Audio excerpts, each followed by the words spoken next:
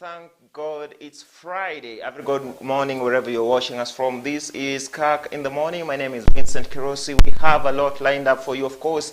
When it's Friday morning, you know what we do. We look at what has happened around the week and, of course, try to put into perspective what has transpired as we also get to usher you in an easy way into the weekend. I will welcome you once again and say apologies for beginning our show a little bit later today because of unavoidable circumstances. But all the same, we have a great show coming up. But first things first, traffic update.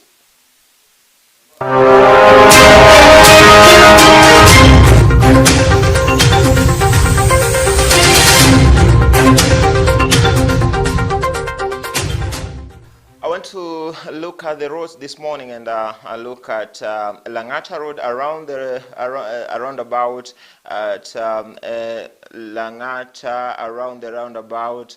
Timol is still very crazy this morning, I think because of the construction of the overpass that is still going on. Mombasa Road moving well, around Nyayo Stadium a little bit of traffic, but we look at Waiyak Way.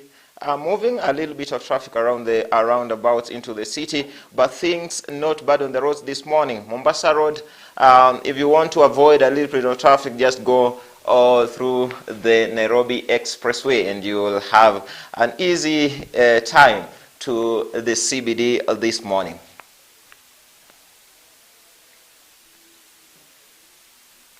All right, we want to look at what is happening, what's written, or what is hitting the headlines of the papers this morning. And I have the Daily Nation, the Standard, and of course the People Daily. Let's look at what the Standard writes this morning. It's the headline at the cover page is the next First Lady, of course, trying to sample the First Ladies of the probable, presidential candidates. There is Aida Odinga, a former teacher at the Kenya High School. There's Annie Ngibuini Mwaure, the wife to Wahiga Mwaure, is a judge in the Employment and Labor Relations Court. There's also Melali Chitham, an American flight attendant. She's married to Professor George Wajakoya. Of course, we have Rachel Ruto, the Deputy President William Ruto's wife. And I think they've also given touch on the current First Lady Margaret Kenyatta. A key focus of the office is to ensure efficient and effective delivery of First Lady's projects, including improvement in quality of life. That's what is hitting the first page of the Standard. Of course, you go in a little bit of politics in there. But again, there's a story in page 5 about the murder of course, this case of Monica Kimani. Police reasons why Joey should be jailed. Remember yesterday, the last witness to that case said that there is every reason for Joey to be jailed because of that. Of course, if you want to catch that story, just go and grab your copy of the Standard this morning. I want to look at the Daily Nation. At the cover page, it's about the issue with degrees because it's 2022 degrees centigrade, and now Sakaja faces arrest for forgery. This one of the major topics that are going to make our conversation this morning. Another story written therein, Karua, do not fear selling Raila in Mount Kenya. Of course, this is about the campaigns that are ongoing around the country right about now as we enter the home stretch into the August 9th general elections. What is written in the People Daily this morning? Page 1 of the Daily Nation, how Kalonzo hand forced Ngilu's move. Of course, you know that Ngilu dropped her gubernatorial bid the day before yesterday after the former Premier Raila Odinga ensuring her that she will have that plum job if they take government as Azimio. And so she stepped down in favor of Julius Malombe of Wiper, and of course David Msila of Jubilee. Those are the two major, contestants from the Azimio wing that are going to battle it out for the gubernatorial seat of Kitui County. Of course, remember there's Jonathan Mweke of UDA in Kenya Kwanza. And of course, yesterday it was supposed to be the last day in Parliament for the Senate, but they have to resit again next week. Why? Because the bid to raise debt ceiling to 10 trillion failed yesterday in the Senate. So the Senate is noted, closed, or they have not done what we call sine die, as our lawyer in studio will be able to, give more light on. But that is it, what we have in the papers this morning. Grab your copies of the dailies and get to read deeply into the stories. But we are going to delve deeper into the stories in the dailies this morning. But I'll do that after I have introduced my guest in studio. And of course, today, as always, we have our sort of become now our resident advocate. His studio is Biko Share. Karibu sana. Yes, of course, the only lady in the house in the middle, Frida Karani. Yes, all the way from M County. She is running for senator seat, Embu County, under the TSP party, the service party, of course, aligned to the Kenya Kwanza coalition, our alliance. Karibu sana. And of course, closer to me here is Roy Sambu, a ward candidate, independent, Sospita G. Mumbi. What is G? Gidahu Mombe. Gidahu. I didn't want to get it wrong because Gidahu. Is the name. So that those our visitors this morning that are going to make our panel this morning, we are going to talk a lot of issues. The major one being the integrity in politics. But before then, can we have a look at the issues that are, pertinent and really close to the people? Talk about the pain at the pump and the pain everywhere. Because now we know that fuel has gone up for 9 shillings, from 50, now you're at 60 or so for super petrol, and 149 for diesel, and of course around 120 something for kerosene. A big issue. This an issue now that is hitting hard on the pockets of Kenyans, because we know when fuel prices go high, the production cost goes higher, and of course now that means that the commodities, even those basic ones, becoming an issue. Yes, what is your take, MCA, Mheshimiwa? Your name again is Mumbi, yeah? Sospita. Yes, what's your take on this? I think I would only want to mention about how whatever we are going as a country pours down to issues to do with integrity in a way. Because with the current inflation, it has a lot to do with maybe hiking of charges. And in Kenya, even when you are acquiring like any tender, of course you have to part with some money. So that burden is poured to Mwananchi. So I think it has a lot to do with that, integrity again. So maybe if we can look into issues of integrity, perhaps that could go a long way in making life affordable for the common Mwananchi. That's my take for now. There is talk that the Treasury, the Exchequer, is now contemplating on taking away and doing away with the subsidy, because we know our fuel prices have been subsidized, I think, since last year or so. That has also cushioned Kenyans to some extent. But now, talk is that the Treasury wants to do away with that. Is that going to be more pain? Kenyans? And for me, it's a very interesting phenomena, especially in this electioneering period, when you expect people who are in government and they're looking for these positions, they want to go back to government, you expect them to be putting the best image, the best foot forward. So we don't expect at such a period is when the fuel prices are going up. Actually, they should be going low if they expect to win my vote. If you look at most of the manifestos that are also being presented by the political parties in government, and government is also vying, because everybody that is in government, is also looking to go back to various positions. And when they want to reduce the fuel subsidy, yet their manifestos are talking about making the life bearable for the Mwananchi, for me, I'm seeing controversy and really like a sort of manipulation for the voters. Because if you're coming and you're telling me, I want to make farm inputs affordable for you, But when you go to the fuel subsidy, you hike it. I use irrigation, maybe I use a pump to do my irrigation on the farm. I use petrol. So you've subsidized for me fertilizer, but then the fuel has gone up. My cost of production remains the same or even goes higher. So for me, I'm thinking it's a lack of vision and really a lack of interest in the people's needs. And what we really need is a focus on what are the people saying. Because Kenyans speak. Even if it's social media, where we are going in social media is going to be a very formal way of expressing their needs. Kenyans are complaining. They are on YouTube, they are on videos, they are on TV. But there seems to be somebody somewhere that does not really care, or it really doesn't matter to them. And I think it's a very good opportunity to tell them we are seeing it. And these hardliners, we are going to get them out of government because we need our fuel prices, to use the current phenomena, to go to normal, because fuel is everything. You go to buy mkate, unakuta ni 60 bob, and the shopkeeper tells you, bei ya mafuta imepanda. So you're the mwananchi, you're like, okay, bei ya mafuta and mkate.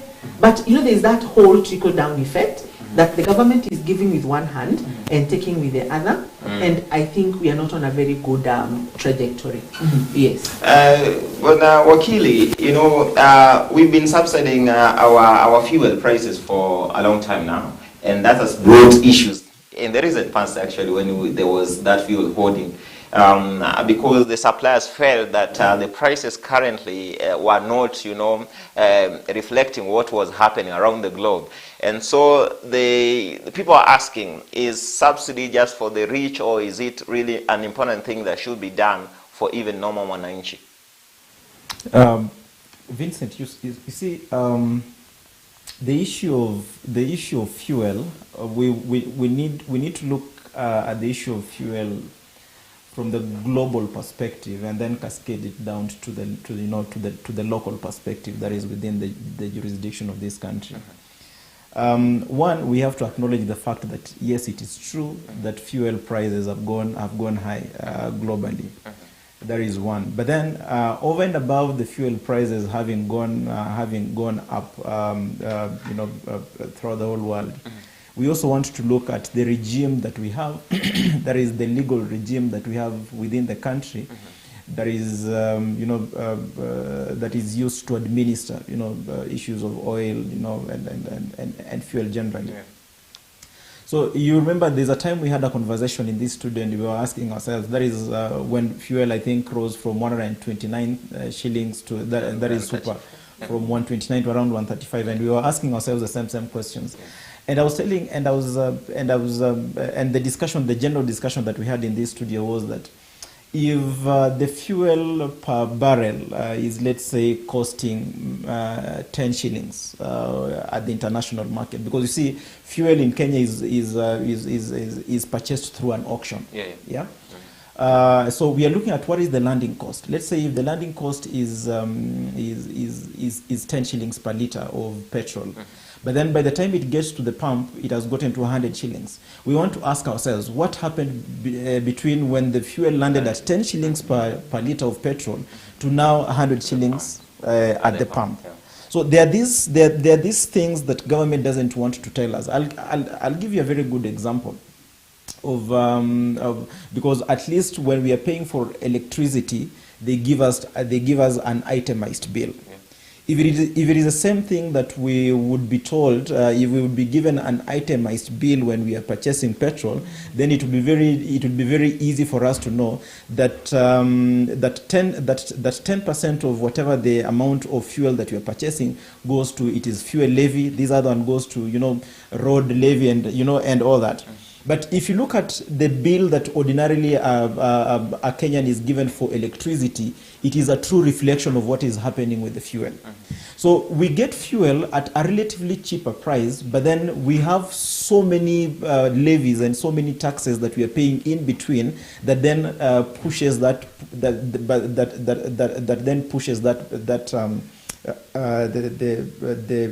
price up. What government ought to, all these subsidies, it is just a PR game, if you ask me. Because if government wanted to reduce the price of fuel, it would simply say, let us knock off one of these revenues, one of these charges that, or one of these taxes that we are imposing on petrol or on diesel, and then automatically it will go down. But then you see, you out of every 10 shillings that you are paying for fuel, almost 6 shillings goes to taxes. Yes. And then later on, government now comes with the, with the backhand and tells you, we are giving you fuel subsidy. That is, for me, it is political. It is something that is supposed to cover up all these things. So we need to have a very honest conversation. Government needs to have a very honest conversation with Kenyans and tell them, hey, look here, much as we are removing the fuel subsidy, but then we are also doing 1, 2, 3. Like my sister said, you will go to your local kiosk, and then you'll be told 60 shillings for bread, and it is because of fuel. So fuel is at the center of it is the mainstay of the economy. Yeah. And if we don't have a very honest conversation on issues of fuel, definitely prices of literally everything will continue going up. Who is to blame? Is it because we know legislation comes from Parliament? Do we have to put our parliamentarians on the spot because issues to do with taxation? Parliament has to be at the heart of it, and we know 62 shillings at the current now retailing prices of oil, of fuel. 62 shillings are for taxes, goes to taxes. Yes. Then who is to blame? Is it the government out here, the executive, or Parliament? But before you answer me that, I want us to play a clip on DP Ruto and Salim Davadi on their campaign trail. They had a few words to say about the fuel prices.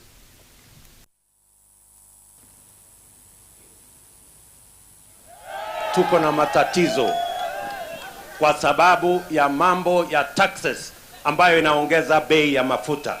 Mimi nataka niwaambie, hii mafuta inaongezwa usiku na mchana. Mimi nataka niwaeleze ya kwamba these people don't understand the damage they are doing to the people and the economy of Kenya. Kwa hii taxes wanaongeza usiku na mchana. Na mimi nataka niwaulize watu wa hapa Manga, tafadhali, mkiona tumesimama hapa mbele yenu, tunawaambia ya kwamba tutengeneze hiyo serikali inakuja ambayo inaelewa lugha ya mwananchi wa kawaida. Mheshimiwa Uhuru, ukienda nyumbani, Wakenya watakumbuka wewe na Raila ndio mliongeza bei ya fertilizer. Wewe na Raila ndio mliongeza bei ya sukari. Wewe na Raila ndio mliongeza bei ya unga. Wewe na Raila ndio mmeongeza bei ya mafuta ya kupika. Wewe na Raila ndio mmefanya maisha ya Wakenya yamekuwa magumu. So you want to say that the deputy was not honest enough? No, he was dishonest. And I don't know what my take from my colleagues would be. My take is he's being dishonest. You see, there's no way. It's like being a father and a mother in the house, and then your kids lack bread, and then you are telling, and then you come up with a totally different explanation to try and explain to your kids why you don't have bread on the table in the morning. And yet it is your responsibility as a parent, it is your responsibility as a mother or as a father to provide the bread. It is for you to fix the problem that you have. You can't be telling us that you are going to fix the issue of bread in your house in your next lifetime, and yet you have an opportunity of fixing it right now. As in, that is the kind of conversation that the deputy president is trying to bring on the table. He has an opportunity because he's in government. Because if he's castigating government and yet he is government, how will we as common wananchi? But he's saying he's not really in government. He's just at the periphery. That's what he's saying. He's at the periphery. You asked a very valid question. Who is to blame? Yeah. Because really somebody needs to carry the cross for this. And I think our current legislators and politicians are the people we cannot really blame, because they are in my mother tongue we say you're scratching, pushing to your side. So these people are looking for money in their pockets. And for me, if I was to answer that question of who is to blame, I would blame the civil society, because these are the mouthpieces of the people. It is the people who are suffering. So we should really have a very strong activist movement saying that we need to stop this. How do we stop this? Let's park our cars. Let's do walking, let's do bicycles, let that which they are looking for through, for example, the fuel increase in pump price, let them not get it so that they feel our pain. We are talking about taxes. Like our good Wakili is saying, these people are still in office. They need salaries to sustain them. They need money for campaign. And I'm a politician, but I'm not in government and I'm not employed, but I know how the cycle goes. So there is no way we are going to tell them, lower the taxes, lower the fuel price, because they know what they are looking for. Number two, there is the, since time immemorial, there is this saying that when you want to rule people, and people need to be rulable, if there's such a word, they need to be oppressed.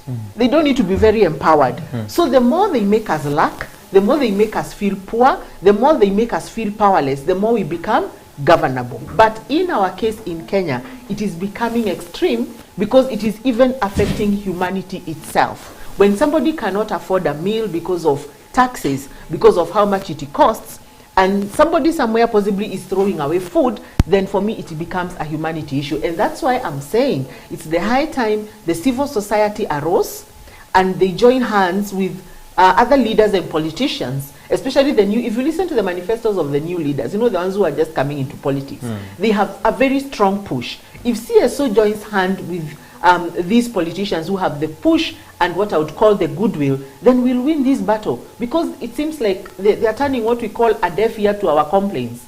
Ama wale watu naitanga hardliners, you know, hardliner politics, who when you're complaining about hospitals, tumezoea hiyo kelele, ati fuel.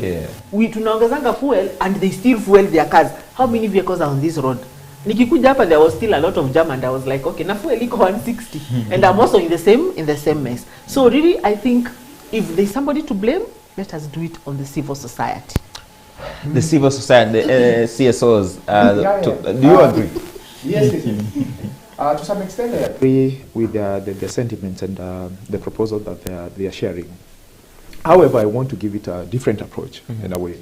And again, aligned to our subjects for today, integrity. The question is, why can't we just be patriotic Kenyans and do that which is expected of us? Period. The minute we become good people, contented with whatever is available within our reach, and then know that this is our country, and whatever we do to it, it affects us, and it will continue to affect our generations. We know the issues of corruption, and when you talk about fuel prices and everything, we know the issues around that discussion, and it touches more on integrity. So if we are able to deal with issues on integrity, then we'll have addressed all the rest of the issues that are affecting our country in a way. So I think we will bring the civil society on board again, but you see, it becomes a bit costly because you need to keep on checking on someone who needs to take responsibility, you know, and have that become self-initiative. So I think this is the kind of approach I would want us to give. Let us not spend a lot of money, time, you know, trying to put someone on the right track. Just take it upon yourself. No, this is our country. Yes, come in. See, I think also there's a lot of talk in Kenya. You see, like what we are doing here is a very good thing. We are discussing issues on that are at hand in our country. When you go to parliament, they are discussing issues. When you go to the CSOs that I'm quoting anyway, they are also discussing. But after discussion, when you walk out of the door, then we leave that in the conference hall or in the boardroom. So for me, what I would call for is for action. If we are saying, let us hold these politicians accountable, let us see action on the ground. But what is happening is that the Kenyan who is supposed to be demonstrating, I love demonstrations when they are peaceful because they communicate something, but that Kenyan is holed up looking for the bread for that day. The other Kenyan is at a workplace 8 to 5. They are complaining when they are at their desk. There is absolutely no action. And that is why, for me, I would call for a revolution so that the person who is supposed to feel it, who we are yet to know, like Wakili said, kuna mtu tu ako tu mahali, hatumjui, ana pull the strings, so that really the message is to reach that person. And like my MCA said here, we just need to come together and get out of the box and just do it, Kerosi. Because we can talk, If you call me next year here, we will be talking higher fuel prices is equal to 210. Then we get out of the studio. Yeah. But if we take serious action, I'm sure it will get us somewhere. Serious action. Because I want us to take this conversation forward. Yeah. I want us to listen to, because the Zambian president has been in the country for the last few days, and he had a few, you know, suggestions that he thinks if we took as a country or countries of Africa, then we might be having solution to these challenges that we face day in, day out. Can we have that clip of the Zambian president on fuel and fertilizers?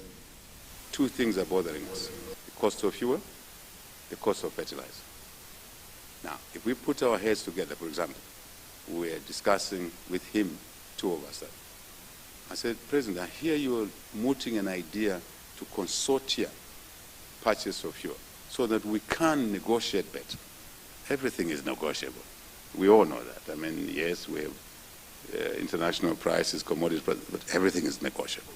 I said, I hear you are mooting an idea that we can consortium procuring oil, fertilizer, more than one country, so that we can obviously get the obvious things, quantity, discounts, negotiation power. I said, yeah, we're looking at it. He said, Zambia is in.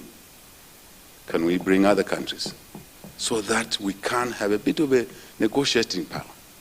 And that will translate into lowering the cost of two ingredients in our economy. That is what the Zambian president, His Excellency Hichilema, said when they had that state banquet the day before yesterday with the president of Kenya, Uhuru Kenyatta, at State House. Bwana Wakili, he says the solution could be doing a consortium, sort of, you know, with the other African countries, so that we have our own commodities, you know, that we need the products, then now we can negotiate within us. When we have consortium, all these, is it a solution, you think? It's a good proposal. You know, we are, you know, fuel is out there in the market, and you know, it is dictated by, you know, the variables in the market, demand, supply, you know, and all that. So if people come together, and that is why we have blocks within, you know, within continents like the East African Community, we have ECOWAS. Basically, what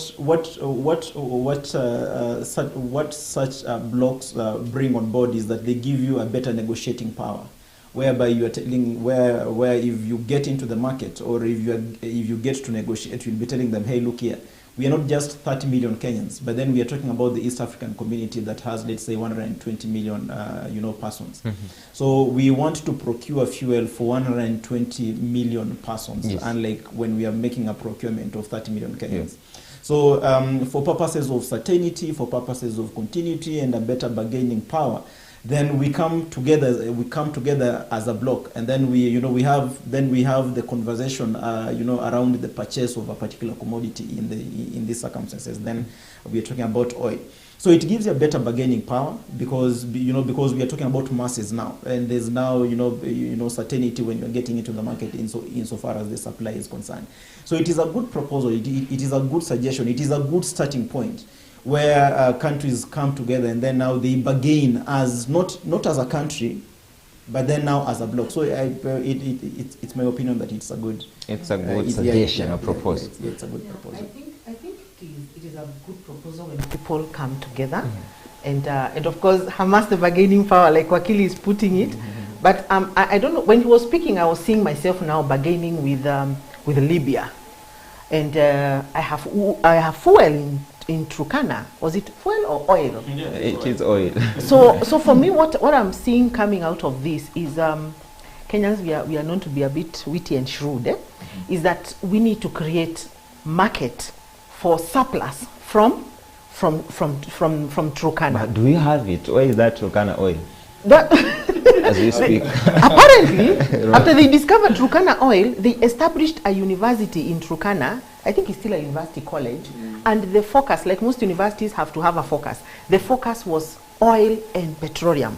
So I want us to, as we form that that consortium, for me I would propose that we move out of now going out, let us to katafute fuel. If we are to go out for anything, let us go out for machinery, because it's almost a bit obvious that we are not able to produce machinery. That oil that is there, like you're asking, was it even there? Can we then now be told that oil was not there? Okay, it was a misconception. Okay, we employed a quack who thought there was fuel, but so that we close that chapter and go to outsource. But the question and the issue in still the normal Kenyan's mind is that there is fuel. Remember, as we are talking in terms of energy, remember also there's somewhere we are trying to tap the wind energy, Yes. renewable energy, climate change issues. We are still stuck on that project. So for me, the idea of the consortium is good, but we need to also use it to first exploit what is ours. Zambia is very rich in mining and minerals. What is in it for us as Kenya in that sector?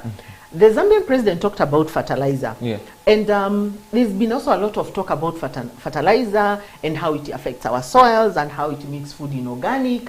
So again, if we are going to have this, I don't know why the word cartel keeps on coming in my tongue, consortium, is we need to also think about how do we make our own fertilizer and our own manure production inputs that work for us as an East African community, because our needs are very unique. Yes.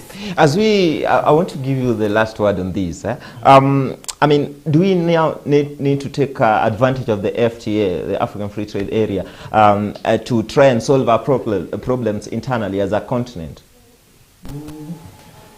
Yes, I think we need to do that. But then before maybe I jump into that, I want to echo what my colleagues are saying.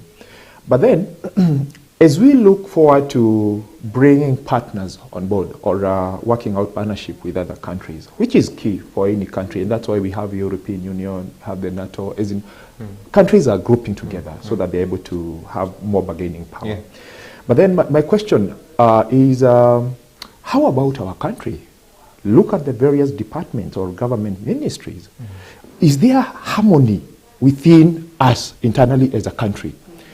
Looking at the national government, how it's able to partner with the county government. How is it? Allow me to point out an issue to do with the Kazi Mtaani now. Or it's called Kazi Mtaani. We have seen the fracas that is ongoing. Because given it's coming from the national government, but where these people are positioned to work, it's under the leadership of the county government.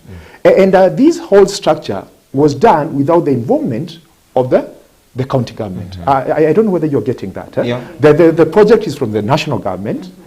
The area where they need to implement is the county government. Level. But then there is no coordination, there is no sitting where these people can sit down and say, yes, we are funding this project, but then how are we going to loop you in? And then you realize that because of that disharmony, we are losing a number of opportunities as a country. And there is a push and pull between the two government and the ministries in a way. So my thinking is if we are able to really work together internally and put structures in place, before, as we also approach or explore other partnership out there with other countries, I think it will add more value. Because by the time these partnership or these other opportunities are coming on board, they will find an already organized house on structure. So I think that's my point. Is bringing in a very important point. Yes, in a few seconds so that we move forward. Yes, I've remembered. We are discussing integrity in politics. And I was saying when you look at integrity, also you need to look at it in terms of systems. From the time the 2010 Constitution was promulgated, there was this disconnect, national government, county government, then another arm on this side of the national government at the county level. So that disconnect already presented an integrity issue in the system. So that you find that although these two sub-branches are at the county, they don't coordinate, and there's a lot of replication and a lot of duplication. Also, when he was speaking, I thought that, you see, like what the consortium that is being formed, it should be able to be cascaded to the county, so that everything is not, the benefits are not so centralized. We are still actualizing and realizing devolution. Allow me to take this forward, because I know the issue on fuel, we can have a discussion for days. We have to move forward and look at the sibling rivalry in alliances, because, you know, especially in Kiambu, in Kisii, so a little bit of that in Ukambani too.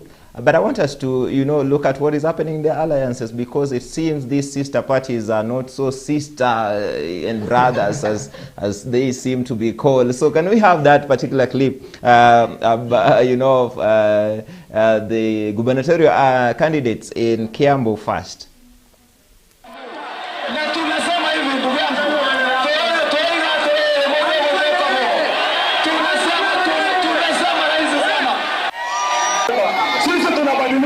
Wacha hiyo story yako.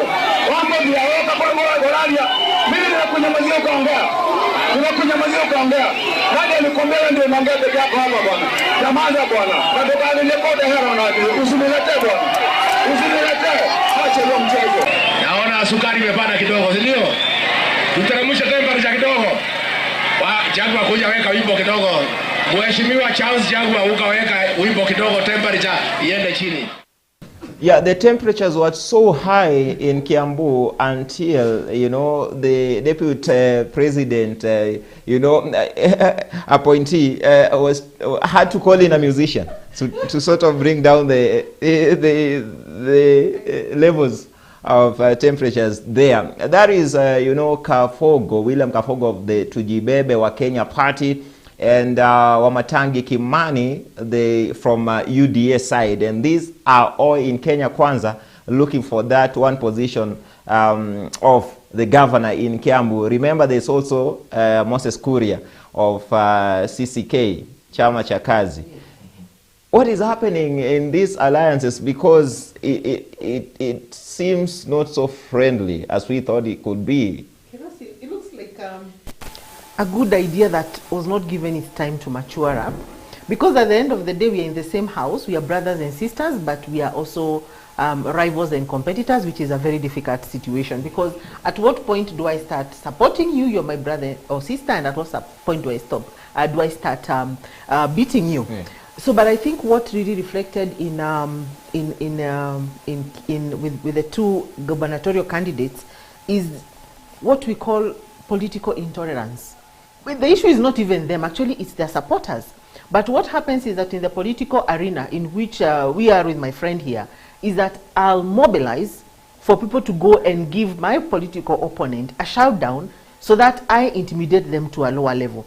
But what I'm seeing in that case is a case of two strong politicians. Kila mtu na watu wake, we are strong, you're strong. But then now, of course, the irony is that now the boss is there. Gandhi was there. Yeah. So he's there, and now he's also torn in between. So for me, the idea of the coalitions is an idea that was organized quickly. If you even remember how the various MOUs were signed, quickly signed, just so that we don't have zoning, we don't have profiling, so that my party has a candidate in a certain area and that kind of a thing. But what it resulted to is what we are seeing, the kind of commotion. And moving forward, I think we don't need to have the coalitions.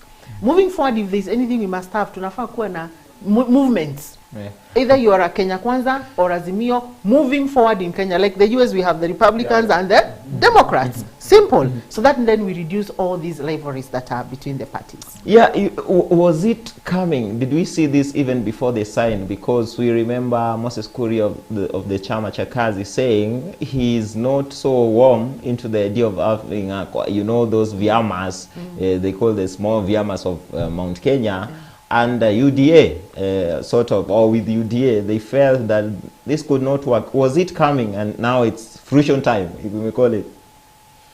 Yeah, I think it was expected in our own view. But before I get there, I would say that's why I've always been hesitant to go the party way, personally. And given that, I remember in 2017, I vied as an independent candidate. Yes, I emerged second. But even now, 2022, even with all the publicity, I still want to go independent. And because I still feel there's a lot that needs to be worked out within our current setup within the parties. Number one, I would say, look at the history of Kenya, where we're coming from in terms of politics. When we talk about a coalition should be a unit, and I agree with my sister here that we need to go that direction of a movement. I think once we become a coalition, we should work as a unit, as one unit. So from what point now are we referred as a unit, but then working independently and presenting different candidates? I think that is a confusion that we created deliberately. I also want to point out the Azimio way. Probably, I like the structure they used, and I think moving forward, if we are able to go that direction, I think it will maybe provide some sanity within the parties. However, the questions on integrity and merit, how the whole process was within Azimio, it's also questionable. You know? But I feel the approach was good. Only if they can now work on the internal issues of merit and doing it in a proper way. Yes. So that should be the right direction. So that now we have the party vetting its candidates, and then from there agreeing on one candidate. Yes. But then after involving them in a free and fair vetting kind of process, so that now they're able to present one candidate for MCA, for gubernatorial, you know, and other positions. So I think this would really shape our country moving forward. Yes. And maybe our good wakili will tell us why we sign those things, because you know sometimes we just sign to just feel we are there. But wakili, I don't know what goes in. But what I want to know the content in what you signed? Is what results to all this. Did you understand what you assented your signature? That is the thing. Yeah. And you know, in some of these cases, we are led by our party leaders into those things. So for me, I'm in the service party. My party leader is Mwangi Kinjuri. And who also had issues with the same Kenya Kwanza? Hizo kerosi zinaitangwa issues za baba. When it's time to tell us, he will tell us. He will tell the children what he wants. So, but I'm saying is there is a way. Every aspirant wants to do their thing. So for me, I went to TSP because I felt their processes were fair, and I wanted, you know, I went into the race to be in the ballot, not to have my legs cut at some point. But that's besides the point. What I want to say is that sometimes the kind of rivalry you're even seeing with the siblings is because of the expectations after elections. We have had these coalitions promising people positions.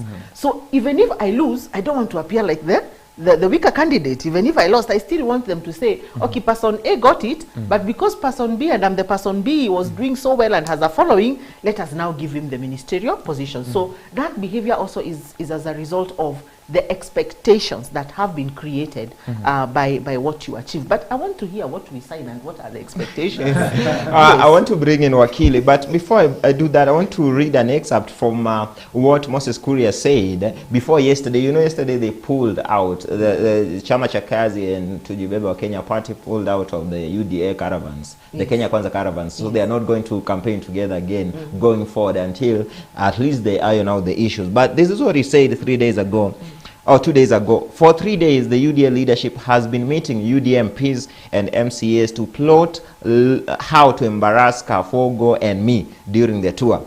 MPs and MCAs associated with us were warned of dire consequences. This chicanery is not healthy for our fledgling alliance, Kenya Kwanza. That was from Moses Kuria. 2 days ago, yesterday, they pulled out and said they're going to campaign alone. And I don't know if you saw the clip. I don't have that clip here. When Kafogo was campaigning alone yesterday, and he was even castigating, you know, the deputy, the running mate of the Kenya Kwanza coalition yesterday. You see, Vincent, when we talk, when we came up with the Political Parties Act, there's a very strong reason for why we came up with the Political Parties Act, because it's not, you know, it's not a piece of legislation that we've had in the country before, and if you look at the philosophy behind the coming up with the Political Parties Act was to bring some sanity into, you know, the political space. We talk of ourselves of being a democracy, But then the question that we would want to ask ourselves is that is this philosophy of, you know, democracy experienced even, you know, at the political, you know, at these political levels?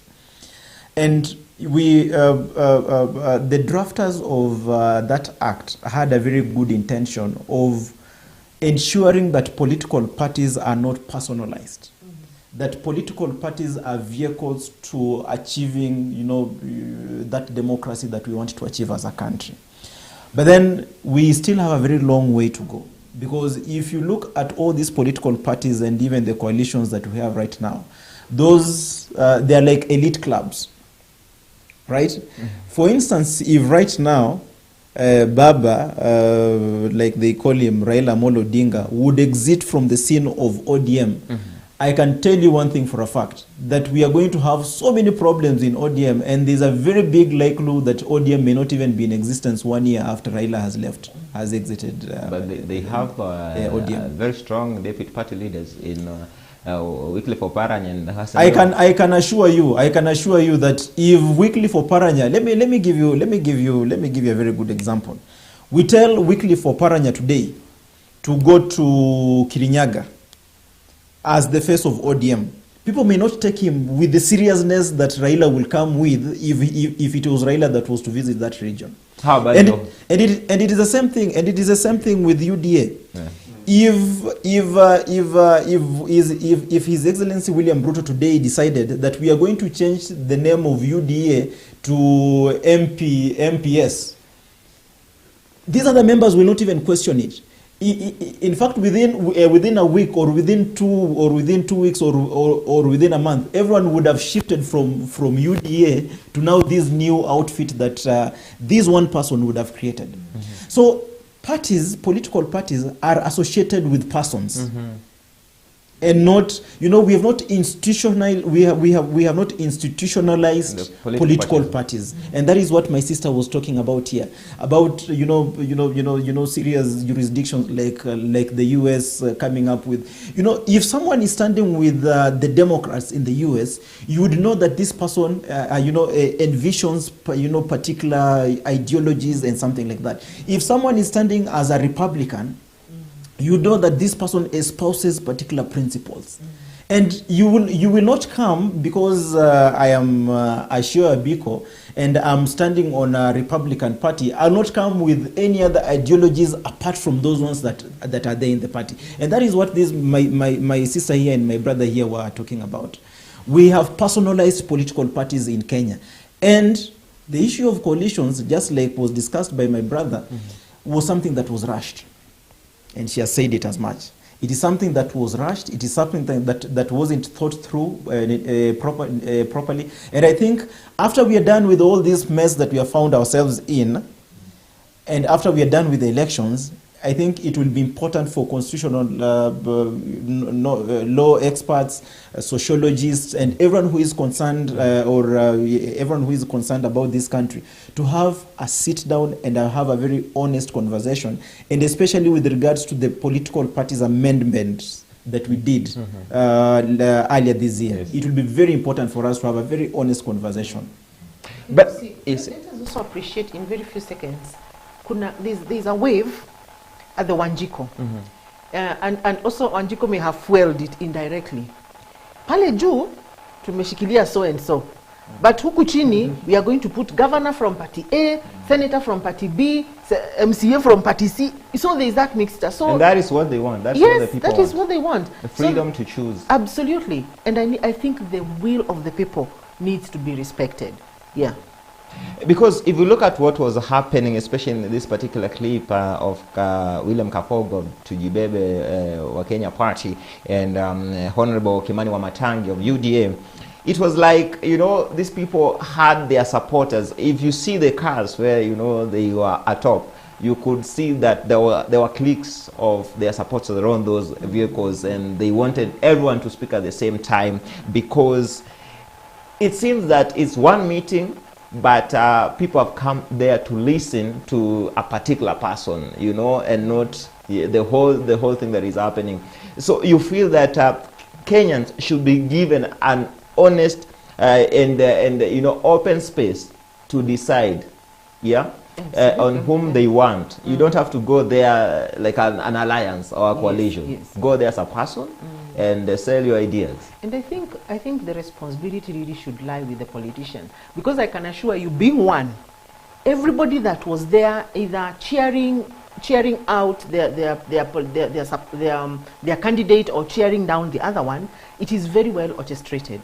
If I was president, and I pray one day I be president of this country, the two candidates, I would make sure they're not in the ballot, because that is how political intolerance begins. That is how violence begins. Inazanga tu kama kitu ya kawaida, something that, oh, we are just arguing, we are just cheering each other down. The supporters have been bought a few drinks here, a few hooligans from town. Then there's just whole showdown. And what that actually does to the Mwananchi who matters is that they are denied opportunity to hear what Kerosi has, what Wakili has, what the MCA has. Then I choose, because even when Frida wants to talk, they are shouting, they will not hear what Frida has. Yeah, so for me, I think the candidates, the politicians, we need to take responsibility for our supporters, because if one of them said, please don't shout down Kabogo, don't shout down Wamatinga or Matangi, that is how it would have happened. The last word on this. Yeah, the last word on this, I want to echo my brother's word. The subject on institutionalizing political parties. Until we do that, we'll continue having the fracas and the disharmony that we've always witnessed during election. I'll say this because we all know that political parties are owned by individuals in this country. Yes. And the people even who purport to be members of certain parties, they still have a godfather somewhere. They're still under someone. But then once we institutionalize that, it means they will own up the party, and everyone within the party will have equal rights, within that particular party. And now from there we can have a sober discussion moving forward. But until we do that, we'll continue witnessing the shenanigans that we're interacting with any other election. So you find that with this individualization, you find that when another person takes over, like Wakili was trying to say, they'll come and say, oh, what Baba was trying to say is now was his project, so me, I'm coming with my own new things. If you remove the other face from Kenya Kwanza, somebody comes in, they come in, and that is what is also happening at the counties and in government. When an individual comes, all previous projects stall, and then they come with new ones. So this institutionalizing will ensure that there is continuity. Yeah, there is order. Yes. Order. Definitely continue to, look at that and keep you abreast of what is happening in the campaign trail, even as these, big horses and small horses and donkeys and all that move around as they try to beat the hours before August 2022 elections. Now, I want us to move forward and look at the degree issue, because that's where I want us to base our integrity in politics on.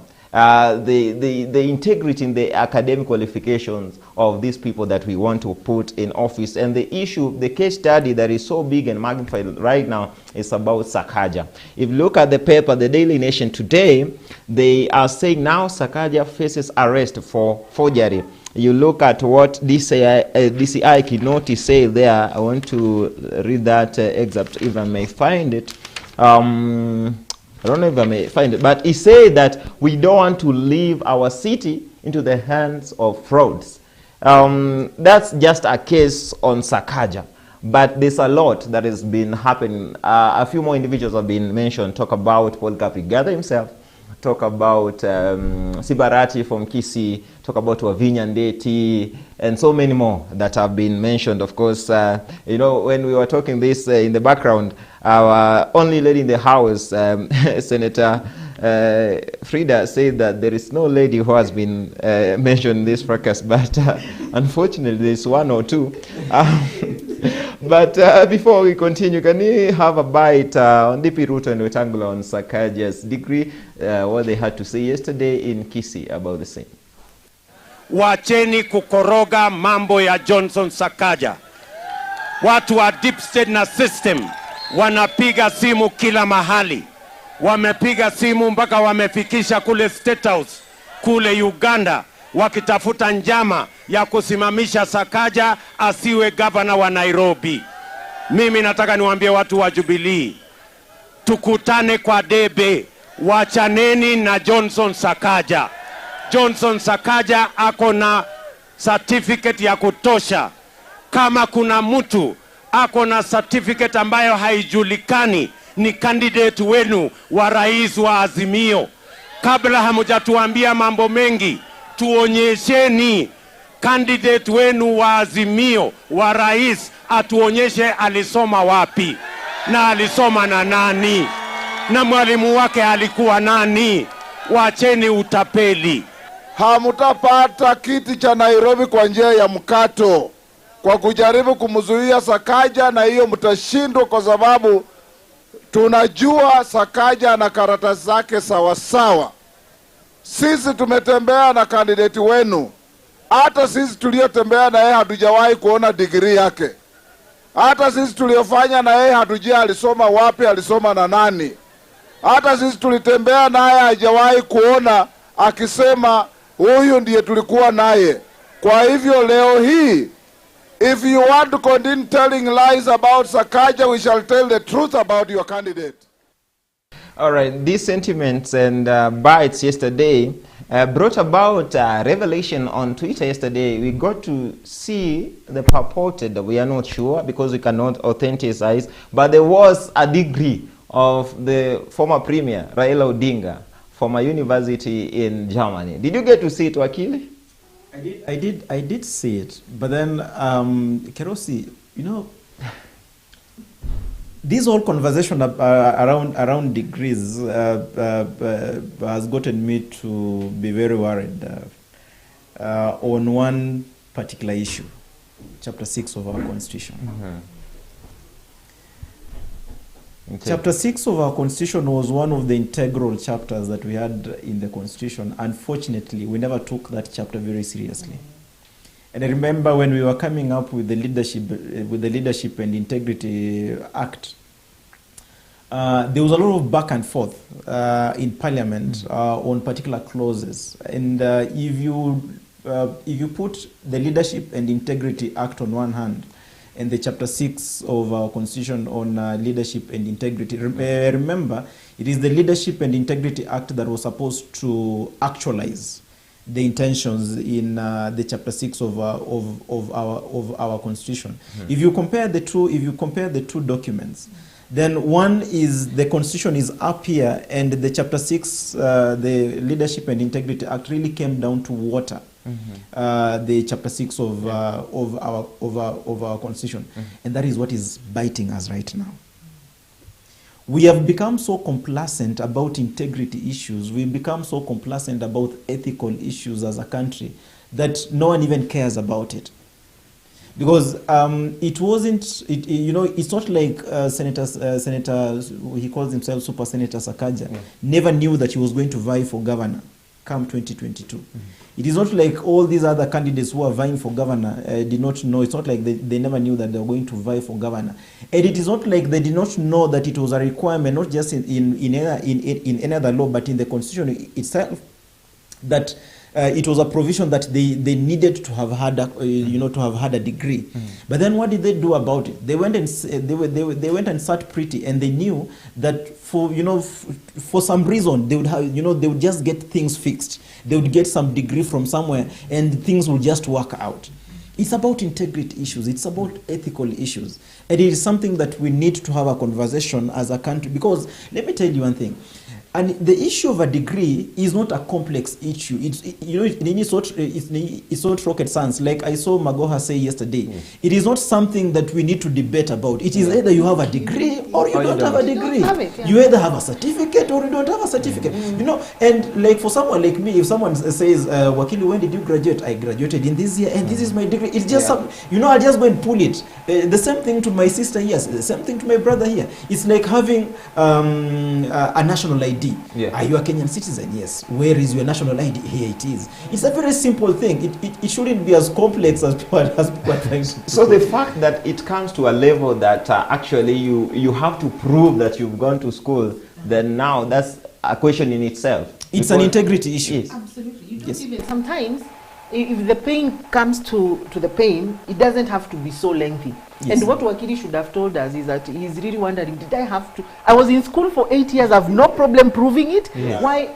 For me, I think this began, we saw this coming. You remember when we were having the debate about the MCAs and degrees, Yes, yes, and it was MPs. shut down in Parliament? For me, that's when the red flag went up. And what we are seeing now is just results of everything. But for me, what I would say is that since I started, I've just been calling for action. The people who have degrees now, go and contest. Those who don't have degrees, we are having difficulty proving that you really went to school, just kakando, because there are many people out there who have these degrees. These are the same people who will go and sit at a panel, and when Wakili goes to present his paper to be the county secretary, to be the attorney general, is the same person who decides Wakili is not qualified because they don't have the pain of what education is. One. Two, we have a youth. Let me call them a youth that we are educating. Oh, go to school. I'll give you bursary to go and study. We are creating expectations in these youth, and then we see such a showdown. So what are you telling that person who is going to school? Like, and you see, like, they ask themselves, do I have to go to school? Or rather, I don't have to go to school to be a legislator in this country. And that's why you find that even most of our policies are implementable, because they were discussed, they were tabled, and they were approved by people who are not able to integrate it. Coming back to our case study, when it comes to proving that you're in school or not, it's not even just the degree that matters. The same university can provide attendance. The same university can provide a copy of your student ID. The same university, you have classmates, they can talk about it. So if all these things are not happening, if we are having difficulties proving you went to school, you never went to school. You should not be in the ballot. Go and sort your issues. It's 5 years, 4 years to the next general election. Can we see some effort? You are trying to amend your wrong. Go to school, Sakaja. We will, you know. So those are the issues that for me I would have as far as the issues of degrees and education and integrity is concerned. And last but not least, I want to say that in politics is simply who has the power, how do I get the power, and how do I retain it. So in most cases, people are able to get the power even with the mouth. But power, for you to have power and authority, which really matters as far as political leadership is concerned, integrity ties the two together. So the issue that we are having in our country right now is people who have obtained the power, but they are not able to validate it. So us as Mwananchi and the systems in Kenya, we are able to invalidate them by telling them, okay, we want to put together your power and give you some authority, but you're not giving us what we require, which is integrity. And also look at the 3 or 4 institutions that are involved in this process, the IEBC, the ICC, EACC, that gave us a 200-page report, which I read. We have the courts, and we have the government itself, the executive arm. Why are these 4 not able to work together? They are also having, I wouldn't want to say they lack integrity, but their systems, the integrity of their systems is being compromised at some point by the same people who have this power. So for me, if I was to take a position on this, and I pray I be president one day in this country, is what is providing difficulty for the system, just be set aside, and na hatuna ubaya na wewe, just go and get your degree and come back in 2027. Simple and straightforward. Simple and straight, I want to bring in Mheshimiwa Sospita on this, but I'm looking at this, you know, integrity issues. Look at the Q, that's the Commission of, University Education. They had already cleared Sakaja and said, you're good to go. But again, they revoked it. How? I mean, you're eating yourself. You did this and again you take it back. Why? If you knew this was really candid and he had the certificates were good and, authenticated, then why revoke again? These are the questions. And then talk about the parties that before even it came to the level of IEBC, he had a party, he has a party that approved him. Are there issues in there? But before we come to you, Mheshimiwa, allow me to play what Kenyans had to say, because my colleague Dens Munene went out there and sought a few of, views of Kenyans on the same issue, hula baloo of degrees centigrade and all that.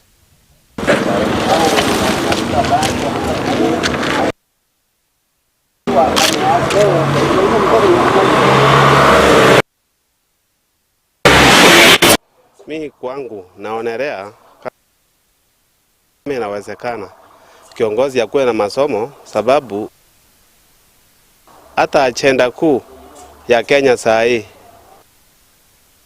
kipaumbele ni masomo. Sasa tukiwa kipaumbele ni masomo, mtu hawezi enda kutetea wanafunzi pale au masomo huko hata parliament au pahali atakuwa anaongoza kama ajui maana ya masomo. Mwenye na masomo akae kando, watoto ni wengi tumesomesha, waingie kwa hiyo kiti waongoze nchi.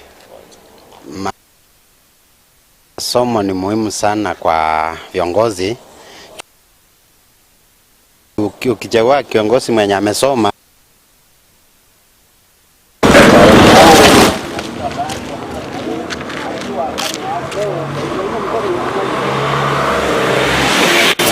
Mi kwangu naonelea kama inawezekana kiongozi akuwe na masomo, sababu hata agenda kuu ya Kenya saa hii kipaumbele ni masomo. Sasa tukiwa kipaumbele ni masomo, mtu hawezi enda kutetea wanafunzi pale au masomo huko hata parliament au pahali atakuwa anaongoza kama ajui maana ya masomo. Mwenye ana masomo akae kando, watoto ni wengi tumesomesha, waingie kwa hiyo kiti waongoze nchi. masomo ni muhimu sana kwa viongozi.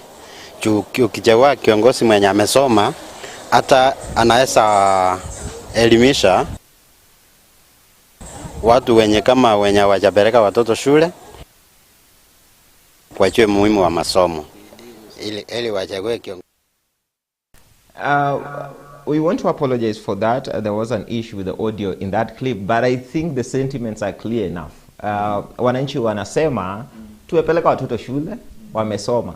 Kama wewe hujasoma, kaa kando. Hao wanafunzi ambao wamesoma wakuja wafanye nini? Waingie katika nyadhifa za uongozi. Mheshimiwa, we were talking about this, and is it a case of how fat your pocket is when it comes into getting into that political position?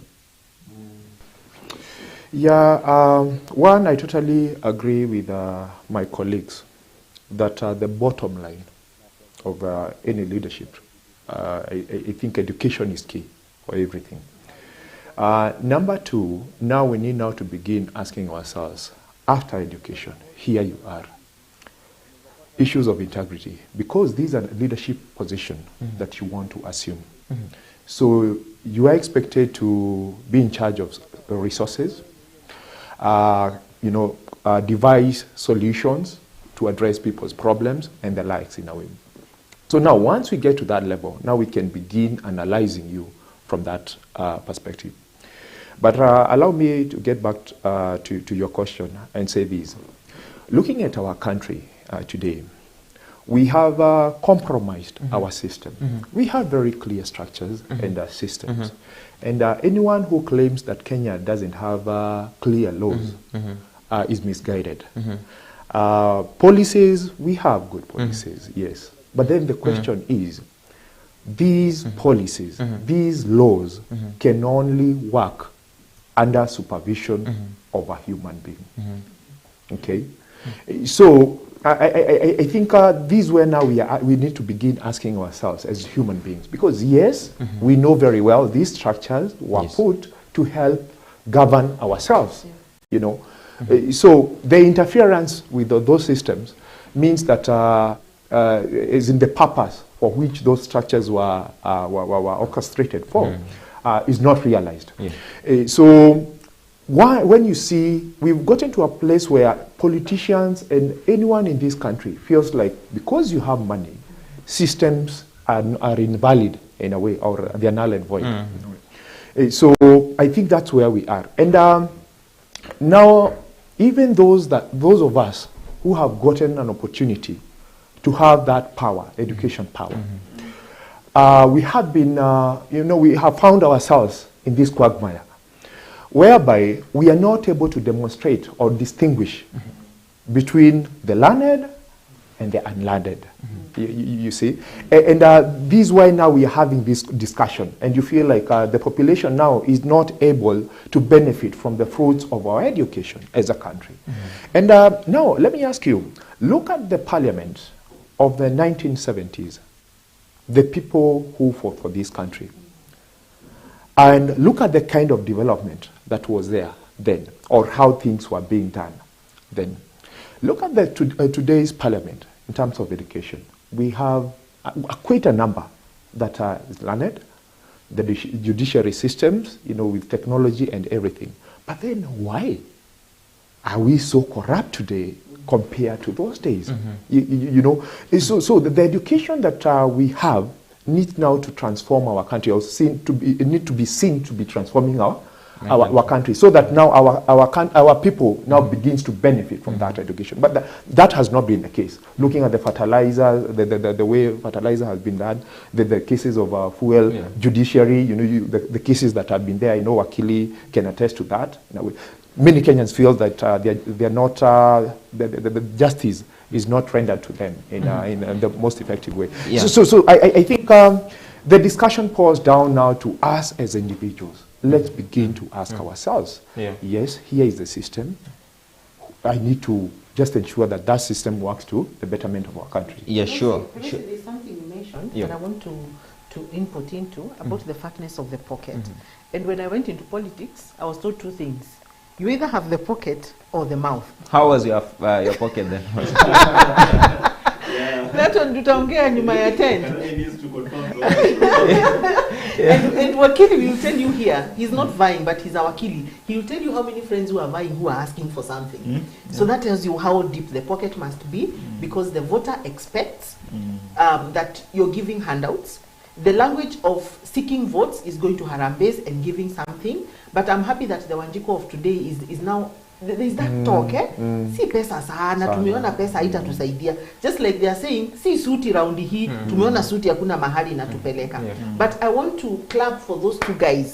The Wanjiko, the Mwananchi, the voter, is the employer. So when the employer says I'm not satisfied, that is the status of thing as at that time. So for me, I find it's a very delicate balance between the pocket and the mouth. But if you're able to go and talk to the people, apparently they listen, they understand. You've seen them saying, tumesomesha. So it means the issues of education and degrees to discuss is not at our level. Hata uko chini, it's an issue. It's an issue. I want to look at the feedback from our viewers, and this is Nyagemi Obisa Abol. I can see our worthy leader, Dr. Frida Daktari, following from Gakwegori, Embu. There's also Sharon Harris, pass my regards to Madam Frida. Robert Waigo, good show, big up. Jennifer Mushemi, relevant topic. Integrity is very important. Liz Njagi says, keep up, Lady Frida, my dear sister, wish you well. Of course, this just one or two of your feedback. Remember that you can engage us on our socials, Kirk TV Kenya on Facebook, Twitter, Instagram, and everywhere, so that we can get to get what you also want to say about our topic today, integrity in politics. I want to bring in Wakili, I want to allow to give these two politicians a chance, of course, as I always do, to tell us what they want to give to the people down there. But I want to give you an opportunity to tell us. Then now, I mean, this hula baloo, everything that we are seeing right now, how is it going to affect our, our politics going forward now? Matters integrity, all the way from academic integrity and even to delivery.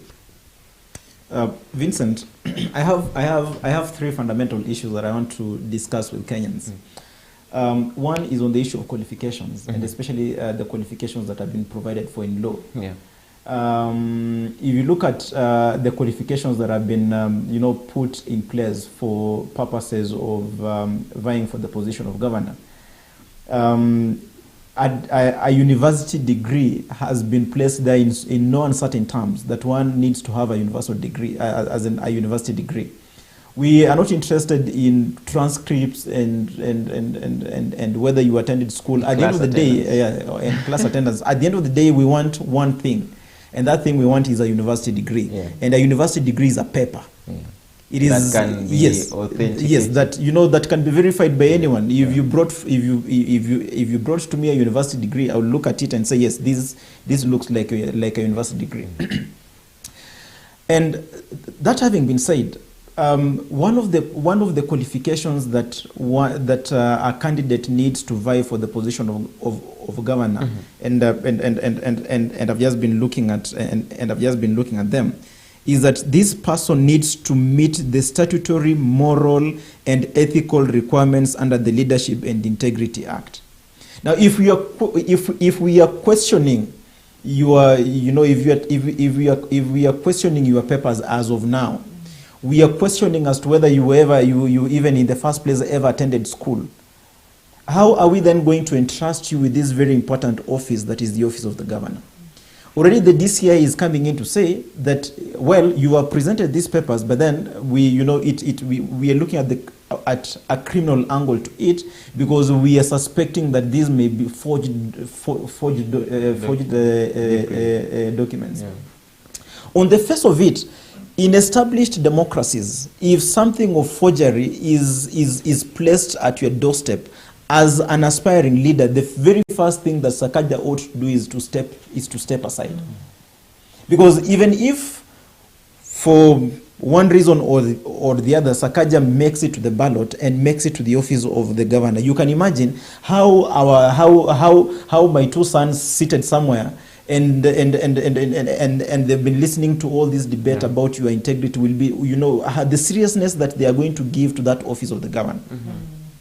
Right? So it's not just about Sakaja, it's not just about his degree, it's about the integrity of the office that you are, that we are entrusting you with. Remember, these politicians are holding these positions in trust for the people that they represent. So if that trust is not there, then how then, so on the issue of integrity.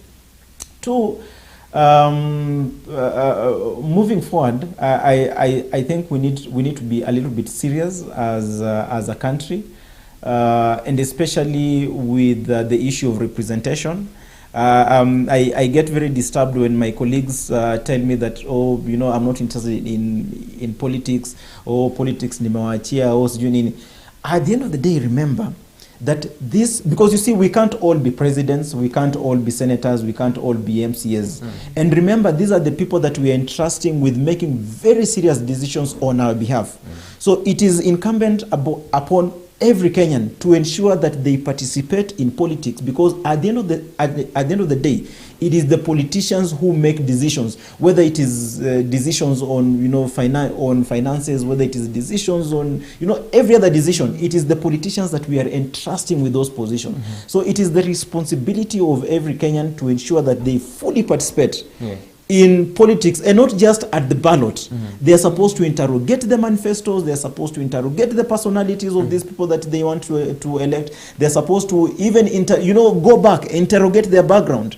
Tunataka tujue mama yetu Karani hapa hivi alisomea wapi, alikuzwa kivipi, because you see it will all boil down to their to how they are going to manage those offices that we are entrusting them with. Sure.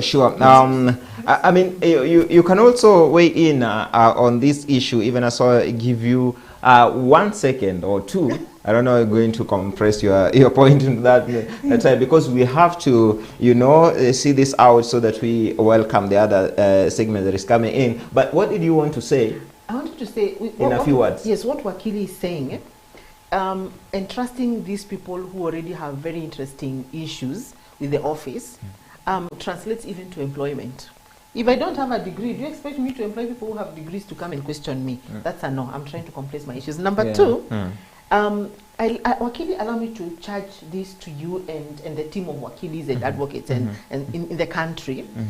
the Constitution, we are really quoting Chapter 6 and Article 232 of the Constitution and Article 10 on the national values and principles of governance, but sometimes I find us hiding in these shadowy curtains of the Constitution. So if you take the law one by one, you will hear somebody asking, like for example, that's a governor. What is the difference between a governor and a senator? Their mandate is almost the same, just that the job description is different. His county is interrogating laws, but they will go to the Constitution and say, nionyeshe mali Constitution inasema niko supposed to have a diploma, and that goes out. Yet the same Chapter 6 talks about moral laws or something. But do you know morality cannot be written? Morality is made every day. In this place, we came here and we did not agree how we are going to conduct ourselves, but we are bound by some implied system. And I want to beg our legislators and the advocates, find a way of incorporating social norms as a way of deciding a case. If today we decide Sakaja aende nje, in 2027 Sakaja aende nje. Number 3, we have the issue of when it comes to integrity. That's the last point. Yes. I yes. Okay. These people with corruption cases finding their way back into the system. Like if you look at in the past 10 years, a lot of governors have been charged with corruption and fraud and just many issues in the county. They have finished their 10 terms, their 10-year term, their 2 terms, they are coming back to be senators, to be MPs, members. Yes. Can we have that Constitution reinterrogated and relevant regulations put in place so that we don't have, let me give an example very quickly in 10 seconds. I've been governor for 10 years and I've had all manner of cases. I've gone to Senate. If by bad luck I get that position, when my last 3 years of my term are being interrogated, I'll be the one seated in Senate for the county that I ate with my own teeth.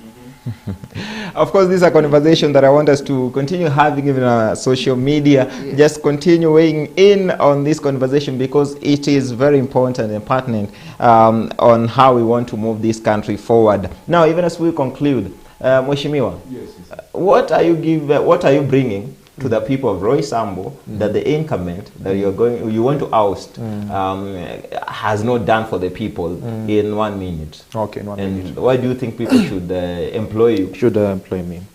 Okay, number one, I believe in a new style of leadership. Where we are as a country, I think people of Roy Sambo have been confined to a leadership that is within the normal. By normal, I mean a leadership that is talking about roads, street lights, and bursaries, and period. I think when these people are electing us because they feel we have some innovation to devise solutions to address the problems. But then when I step into that position, and the only thing I can do is the normal, because road, it's a location of certain kilometers, it has no, my innovation is not really there. So I want to offer that new style of leadership that goes beyond the basics. I will do the roads and bursaries, but that is too common for me. Let me just do beyond. Speak to people's lives. Speaking to people's lives. I'm talking about today in Roy Sambo. With all the parenting issues that are happening, the talk about marriages, talk about unemployment, and the inflation in the country, people are going through a lot, and depression. So for someone in Roy Sambo, where do they go for counseling? Someone who cannot afford even money when you talk about mental health. So where is this facility?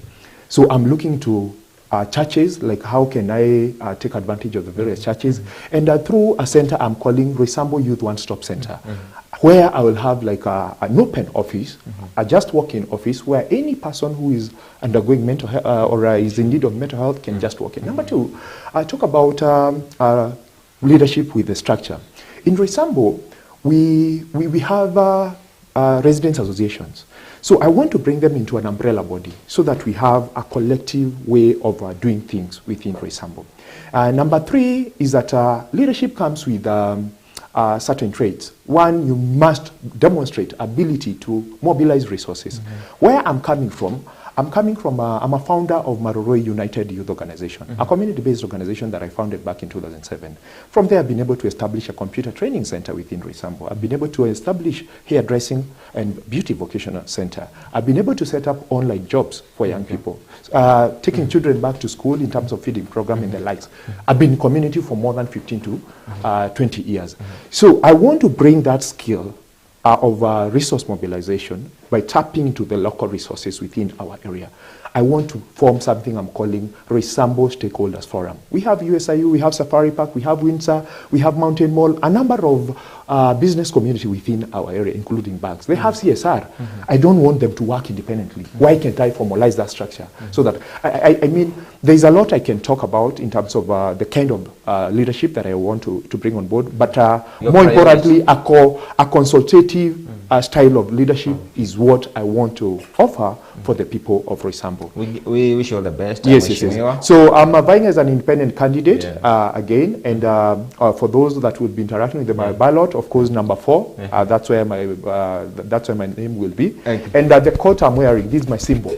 So these are, this is my symbol. Yeah, this is a brand trademark for me. So hata mkiniona nayo najua tafadhali. And it's not word, and it's not word, a number. Wazoe? And number 4. Yeah, number 4 hapo kwa ballot paper. So waanze kuzoea MC wao mapema. Okay, whenever you see this quote, of course, in your streets, know that this is Mheshimiwa passing. Because it seems not so many quotes are like... So these are brand. People wear such quotes in Resamble. Waheshimiwa. I wish you all the best, Mheshimiwa. I wish you all the best. And I like the fact that you want to look at an issue that is an issue right now. It's a major one, mental health issue. And I think we need to have a real talk on that. Not just talk, but actions now going forward. Mheshimiwa Karani. Yes. Frida. Yes. Free leader. Yes. You know, you are vying into a position of oversight. And we know your governor, Martin Wambora. Yes. The man of 9 lives. Yes. You know, so many times he's been trying to be impeached, but come back again and survived all those. What is this one thing that you want to do to ensure that Embu moves forward and becomes a center of excellence than it is now as a senator? Thank you, Kerosi.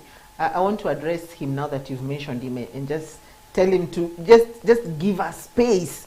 Go and rest a bit and come back later. Maybe then we can talk about it. Decide that. Yes, Mwananchi will decide that. Yeah. So for me, what made me choose the role of Senate is because you really need to look at your strengths also when you're choosing a job. A political job is a job like any other. It's not just, we're just from discussing that in detail. But for me, what really came to my heart when I sought this job is the role of a senator is misconstrued. It's still not very clear what it is about. And for me, how I understand it is that it's a joining role.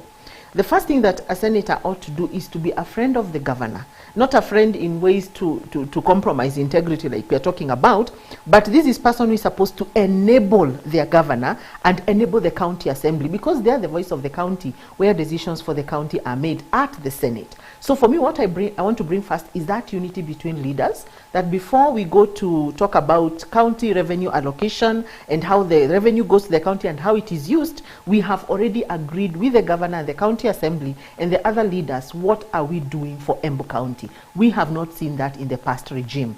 The other role that I want to play as senator is to be able to conduct oversight in a people-based, issue-based, results-based manner, because results cannot be cooked.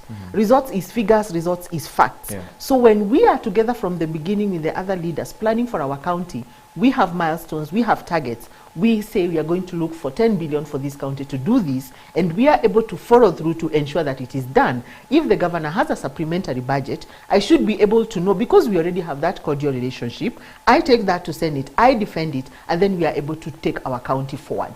Number 3 is the issue of public participation. We are saying that the Mwananchi is the employer. If public participation is not effective, and it has not been effective, then we are going to have an issue. So the other thing that I really want to ensure is done in my county is to have effective public participation, where the Mwananchi is able to to give their feedback, and the feedback is taken seriously by being present for them. Number 4, we also need to have special programs. They are talking about issues, the health sector, the agriculture sector. We are having issues of affirmative actions not reaching the people they're supposed to reach. The women and the youth, they have their fund, they're not reaching them. We ensure that happens, of course, through oversight, and of course through now having this good relationship with the other leaders who are holders of these funds. So what I want to bring as a senator is really to play my role of coordinating. The role of senator inaonekananga sana ni kama kuimpeach. If you want to be impeached, we will be there for it, but we don't want to work from that perspective. Yes. Okay. I wish you all the best again. Also you. for you, and I believe your people down there will decide if you're the best for it, but we wish you the best as Kirk TV. I want to conclude this. Of course, our Akil doesn't have a manifesto, as always, but I want to give an opportunity to just close this legally. And maybe, do you think senator should be the upper house, Senate? Yeah, it should be. It should be. Traditionally, yes, it should be. It should be the upper house. We shouldn't even be having that conversation. It should be the upper house. But then I want to foremost wish my colleagues here the very best, Roy Sambu and Embu, the very best, even as you move towards 9th of August of this year. But then, in conclusion, integrity is key in leadership. We should not water it down, not today, not tomorrow, not forever. Thank you very much. We want to call that a day because we can't finish this talk for just today. We have to continue this on our socials, Kirk TV Kenya, on Facebook, Twitter, Instagram, and everywhere you'll find us. And of course, you're on Twitter also? You're on Twitter? You're on Facebook? Yes, they can find you on your socials as well. Yes, my Facebook is more active, and Instagram is Senator Frida Karani Firirida. And on the ballot, I'm the first lady. All right. They can interact with me more on Facebook. I'm called Sospita, Sosmombi. Okay. Yeah, Sosmombi. Wakili, you need to give us, intellect and everything on Twitter. No. It's a Ashua Biko on all my social media handles. Ashua Biko Twitter, Ashua Biko Facebook, Instagram. All right. Yes. Thank you very much. We call it a morning this day. Wish you a very good Friday, and even as you enter into the weekend, enjoy your weekend. I want to leave you with the health insight segment, and of course we are talking about flu because you are probably one among many Kenyans who are currently having a flu. People are coughing, blowing nose, allergies all over. What really is happening? Why the flu? Our health reporter Aida Mzatsi has a little bit to say on this. Well, hello and karibu sana to the health segment. My name is Aida Munzati. Now, as we get into the cold season and with the flu going around, I had a one-on-one with an ENT surgeon, that is Dr. Mwangi Grace, and she's going to share with us some precautions or preventive measures and generally just advice of how to go about this. So during this season where the temperatures usually drop, of course you want to keep warm. Yeah, we don't freeze and shine. So you want to keep warm, hydrate, make sure that you are actually taking in your nutrition is very paramount. If you are a person who has allergies, especially allergies can be triggered by low temperatures, you really want to make sure that you have your medication on board because you might see things flaring around this time. For children, flu shots, even adults they go for flu shots, but for children majorly flu shots. And please, when things get excess, your nose is so stuffy, you're getting headaches, see a doctor. There's remedies that we can actually give in as much to help. Steam inhalation, simple things like that. They really open up your nose and you feel much better. Steam inhalation can even include, those menthol or what are they called? There's some, I've forgotten now.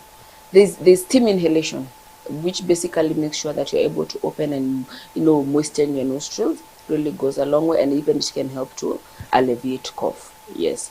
Beyond that, if things are persistent, see your doctor.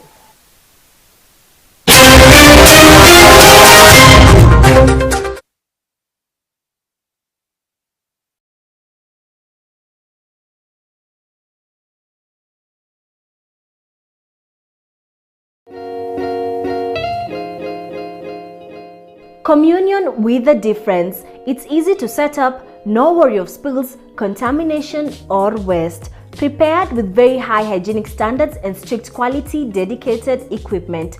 You are rest assured that pre-filled Holy Communion elements are completely protected. We deal with pre-filled communion elements for churches in Kenya and East Africa like the Presbyterian Church of East Africa, CITAM, among many others. The advantages of the pre-filled elements are cost-effective, convenient, portable and ideal for use in virtually any environment, less preparation work, completely hygienic, and we have both altar wine and altar juice. Order now by calling us or sending us a WhatsApp message on 07999 88371. Visit our website www.holycommunionelements.com.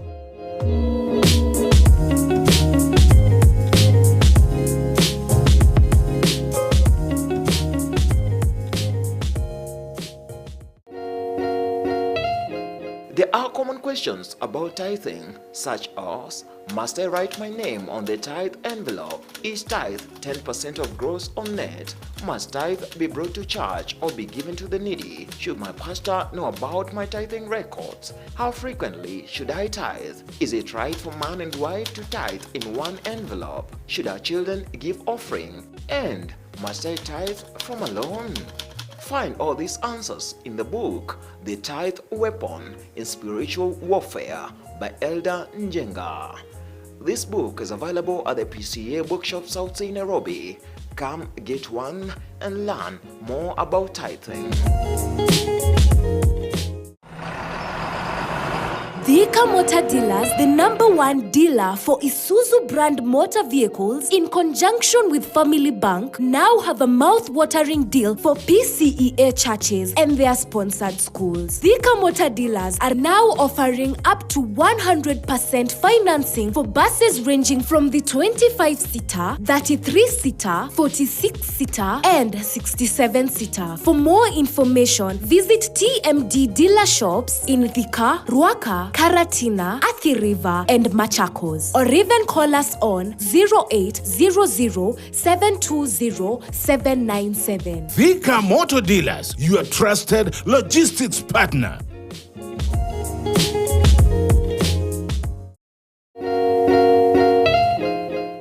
There's a secret in a delicious gluten-free dip.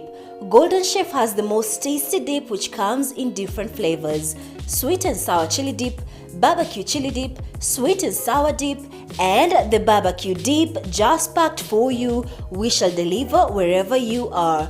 They are also available at selected Chandarana Food Plus outlets in Nairobi, Naivasha, Nakuru, and Nyali. Golden Chef also offers catering services and cookie lessons. Subscribe to our YouTube channel at Golden Chef Kenya. Find us on our socials, Facebook at Golden Chef Kenya, Instagram Golden Chef_KE, or get in touch with us 0739 703 287 or 0706 648 098 for more information.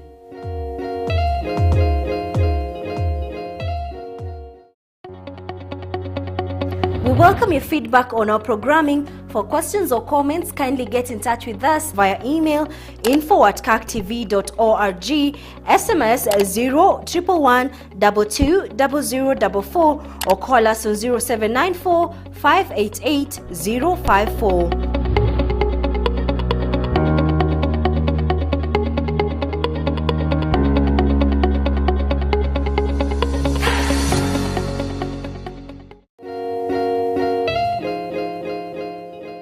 Communion with a difference. It's easy to set up, no worry of spills, contamination or waste. Prepared with very high hygienic standards and strict quality dedicated equipment.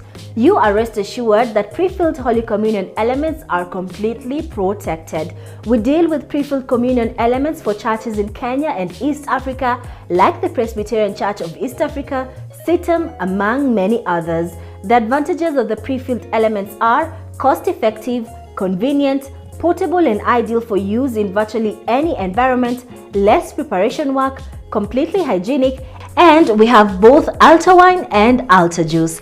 Order now by calling us or sending us a WhatsApp message on 07999 88371. Visit our website www.holycommunionelements.com.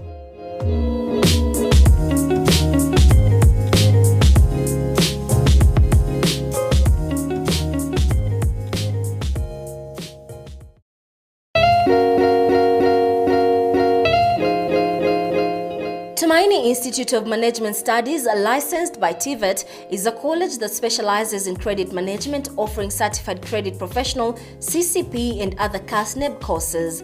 Certificates and diploma in credit management by TVET CDSEC.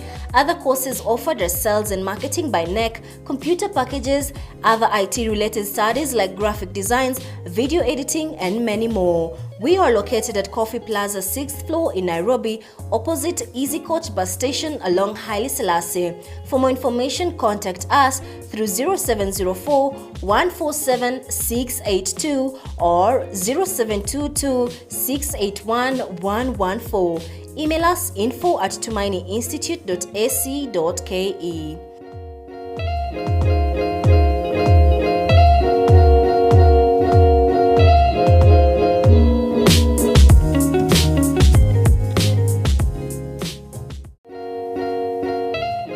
There are common questions about tithing, such as, must I write my name on the tithe envelope? Is tithe 10% of gross or net? Must tithe be brought to church or be given to the needy? Should my pastor know about my tithing records? How frequently should I tithe? Is it right for man and wife to tithe in one envelope? Should our children give offering? And must I tithe from a loan?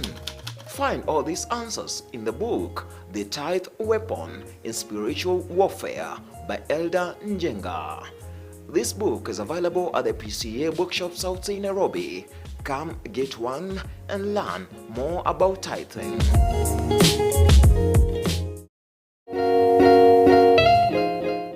There's a secret in a delicious gluten-free dip.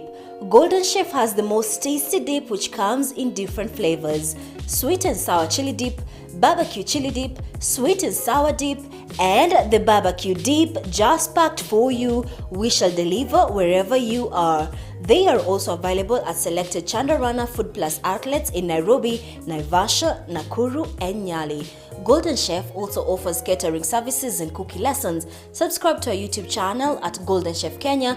Find us on our socials, Facebook at Golden Chef Kenya, Instagram Golden Chef_KE, or get in touch with us 0739 703 287 or 0706 648 098 for more information.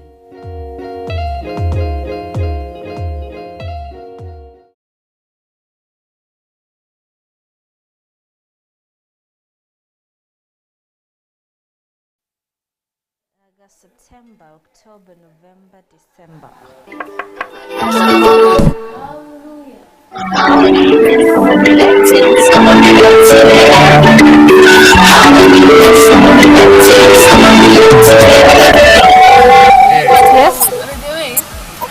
Yes.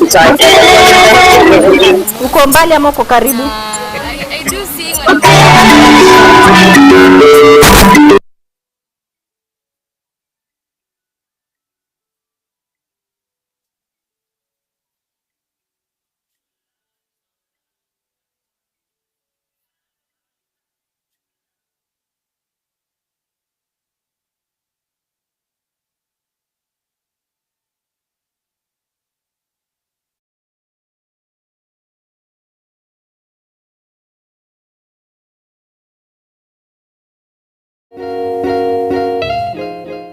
There's a secret in a delicious gluten-free dip. Golden Chef has the most tasty dip which comes in different flavors. Sweet and sour chili dip, barbecue chili dip, sweet and sour dip, and the barbecue dip just packed for you. We shall deliver wherever you are.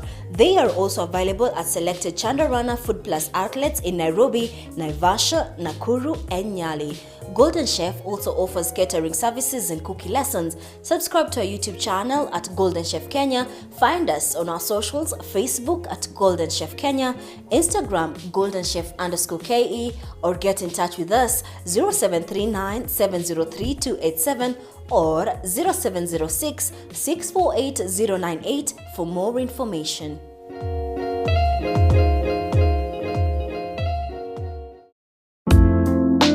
The long-awaited antidote for ethical principles in life situations is finally here. Triangle Applied Ethics by Reverend Dr. Plawson Kuria. It is a philosophical book that aims to put ethics in a different way from what was previously known. This book targets everybody because it is a book for ethics, but in particular because it is not a novel, nor it is a biography, but it's a scholarly book. It will be suitable for use in institutions of the higher learning, colleges and universities. You can get your copy by ordering online at www.lomabooks.com or call 0780-796-448 or at PCEA Thindigwa and PCEA Kiambu Town offices or at Jitegemea Bookshop at PCEA Head Office. Triangle Applied Ethics for God, Self, Neighbor.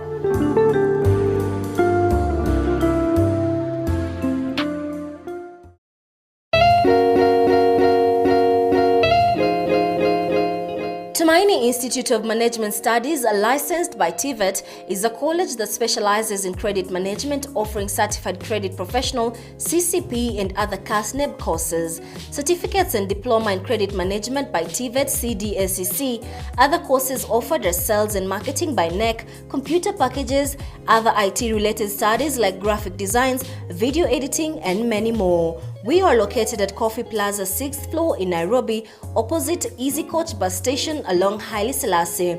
For more information, contact us through 0704-147-682 or 0722-681-114. Email us info@tumainiinstitute.ac.ke.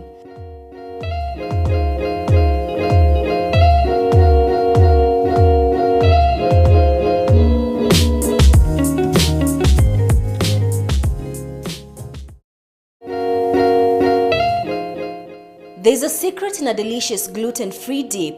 Golden Chef has the most tasty dip which comes in different flavors. Sweet and sour chili dip, barbecue chili dip, sweet and sour dip, and the barbecue dip just packed for you. We shall deliver wherever you are. They are also available at selected Chandarana Food Plus outlets in Nairobi, Naivasha, Nakuru, and Nyali. Golden Chef also offers catering services and cookie lessons. Subscribe to our YouTube channel at Golden Chef Kenya. Find us on our socials, Facebook at Golden Chef Kenya, Instagram Golden Chef_KE, or get in touch with us 0739 703 287 or 0706 648 098 for more information.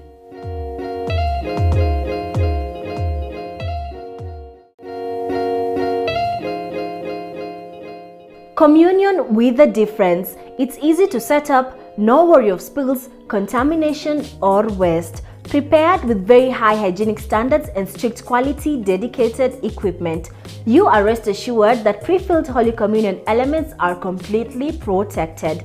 We deal with pre-filled communion elements for churches in Kenya and East Africa like the Presbyterian Church of East Africa, CITAM, among many others.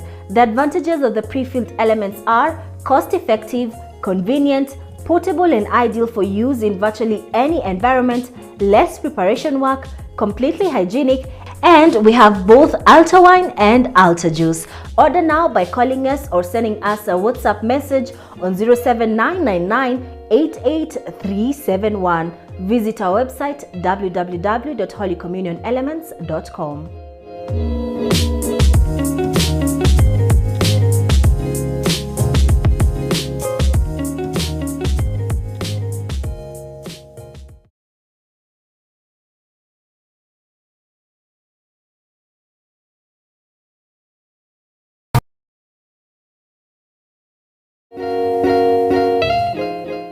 There's a secret in a delicious gluten-free dip.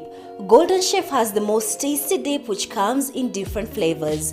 Sweet and sour chili dip, barbecue chili dip, sweet and sour dip, and the barbecue dip just packed for you. We shall deliver wherever you are. They are also available at selected Chandarana Food Plus outlets in Nairobi, Naivasha, Nakuru, and Nyali. Golden Chef also offers catering services and cookie lessons. Subscribe to our YouTube channel at Golden Chef Kenya. Find us on our socials, Facebook at Golden Chef Kenya, Instagram Golden Chef_KE, or get in touch with us 0739 703 287 or 0706 648 098 for more information.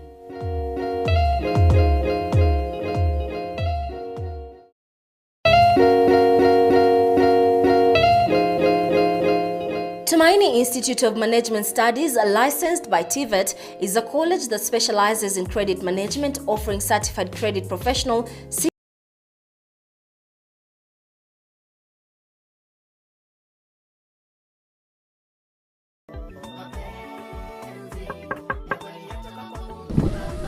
Songesha gari huku boss.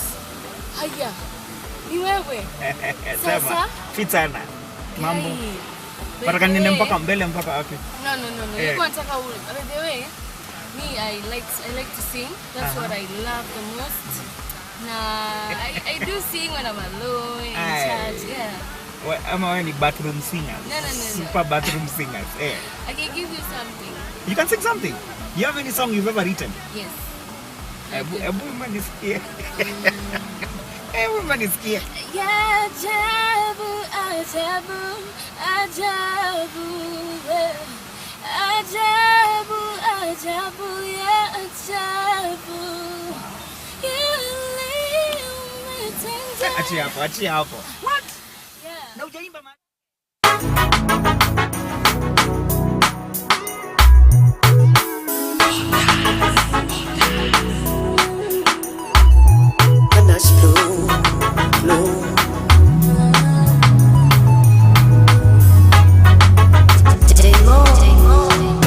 Mambo ya ajabu, ajabu, ajabu, yeah. Ajabu, ajabu, ya ajabu, yeah. Yale umetenda ya ajabu, ya ajabu, ajabu, ajabu. Mambo ya ajabu, ni wewe tu ulinishikilia, ni wewe tu ulinikumbatia, ni wewe tu ulinihurumia. Hey, tena zaidi, machozi yangu kayapanguza, kilio changu kakisikia. Hey, Papa, mimi nikupe nini kwa yote umenitendea? Nikupe nini kwa yote? Ajabu, ajabu, ajabu, yeah.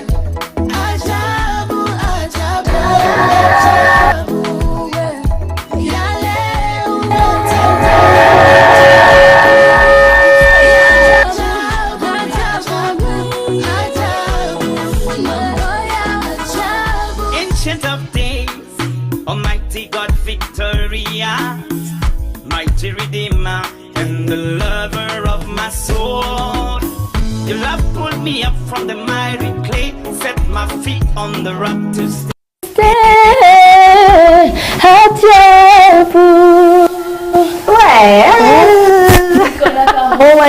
Ukona kahoba, but you're still hitting the high notes. Beautiful. Ndio muhimu. Mimi bila homa na homa is a struggle.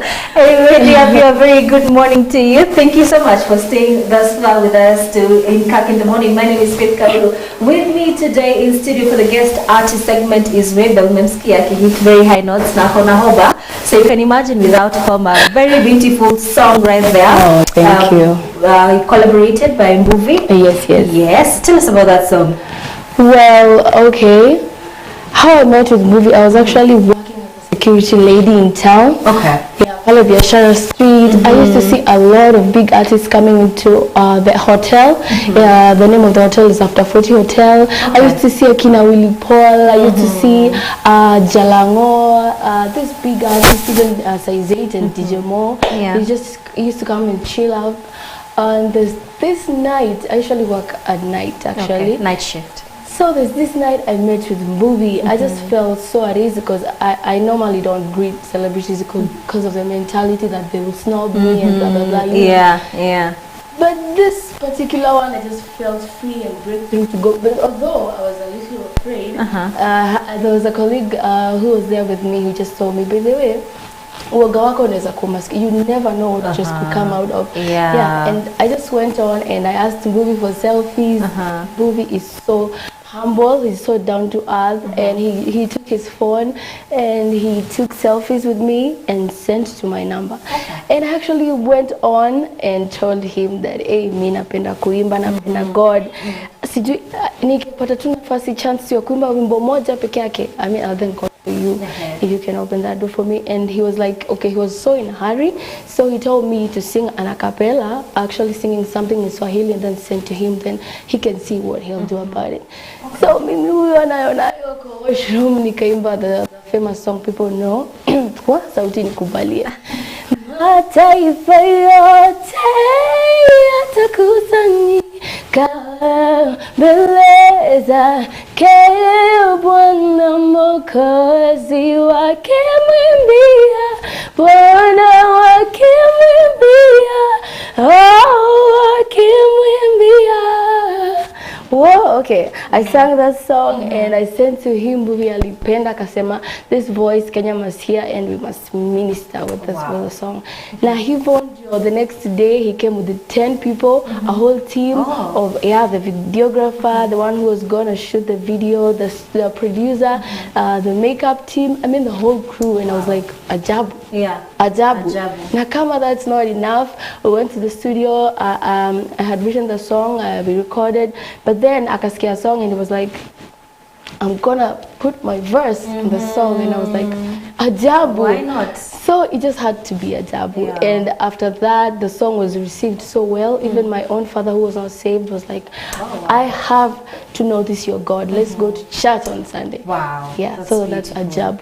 Indeed, the song is ajabu. Imefanyika in an ajabu way. Na inafanya majabu. Look at people being born again and receiving Christ through your ministration.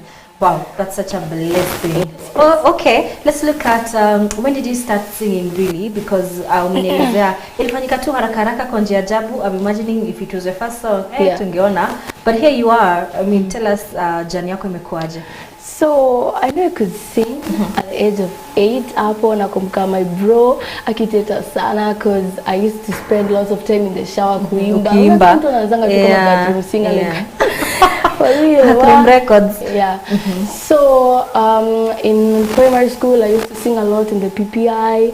In high school pia nilikuwa naimba kwenye CU, and there's this certain friend who introduced me to a talent search where ulikuwa ukishinda you're given a free audio and a free video, and I went na nikashinda. So they gave me a free audio, but the producer came to change on me later on and said I had to sleep with him for the audio, and it was free, it was my prize. So I turned him down, really. This is crazy because it's so crazy out here because even ndo kunafanyikanga, and you imagine if you sleep with the producer for just one song, and then you'll come and want another one and another one. How am I going to testify? It will not be of glory to God. So I turned him down, and now moving on to that story where I was lady at security. No. I got saved in the year 2015, at a church in Buruburu. It was called Dominion Ministries. That's where I joined Praise Team, and it really stretched my music, my voice, and my ministry a whole lot, and it helped me so much. Wow. Yes. Okay. After that, your challenge, producer akisema, you know, it's either this, had to pay free video, which you had won. Mbona huku give up? Because ingekuwa mwingine angesema, me industry sitaki. So what kept you going? Let me say, a lot of coming artists really go through this a lot, and it's so promising, it's so beautiful. They make it so beautiful, you know. I'm not saying that all producers are bad, but they're just these people who like to just take advantage of young artists who are naive, they don't know what's going on. And I just paused and thought, like, it's not going, I couldn't compromise my faith. It's not going according to the word, and this will not glorify the God in any way. I knew I wanted to sing for Christ, and it would not glorify the God in any way. So I'd also like to tell people who are upcoming artists out there, and you're watching, please don't compromise on your faith.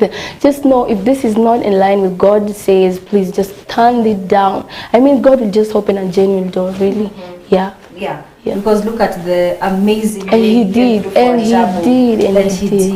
Mbuvi became my destiny helper. That's beautiful. I want us to listen to Wasiwasi Kidogo, then we'll come back and you'll touch on that song. But as of right now, dear viewer, Wasiwasi by Maybell.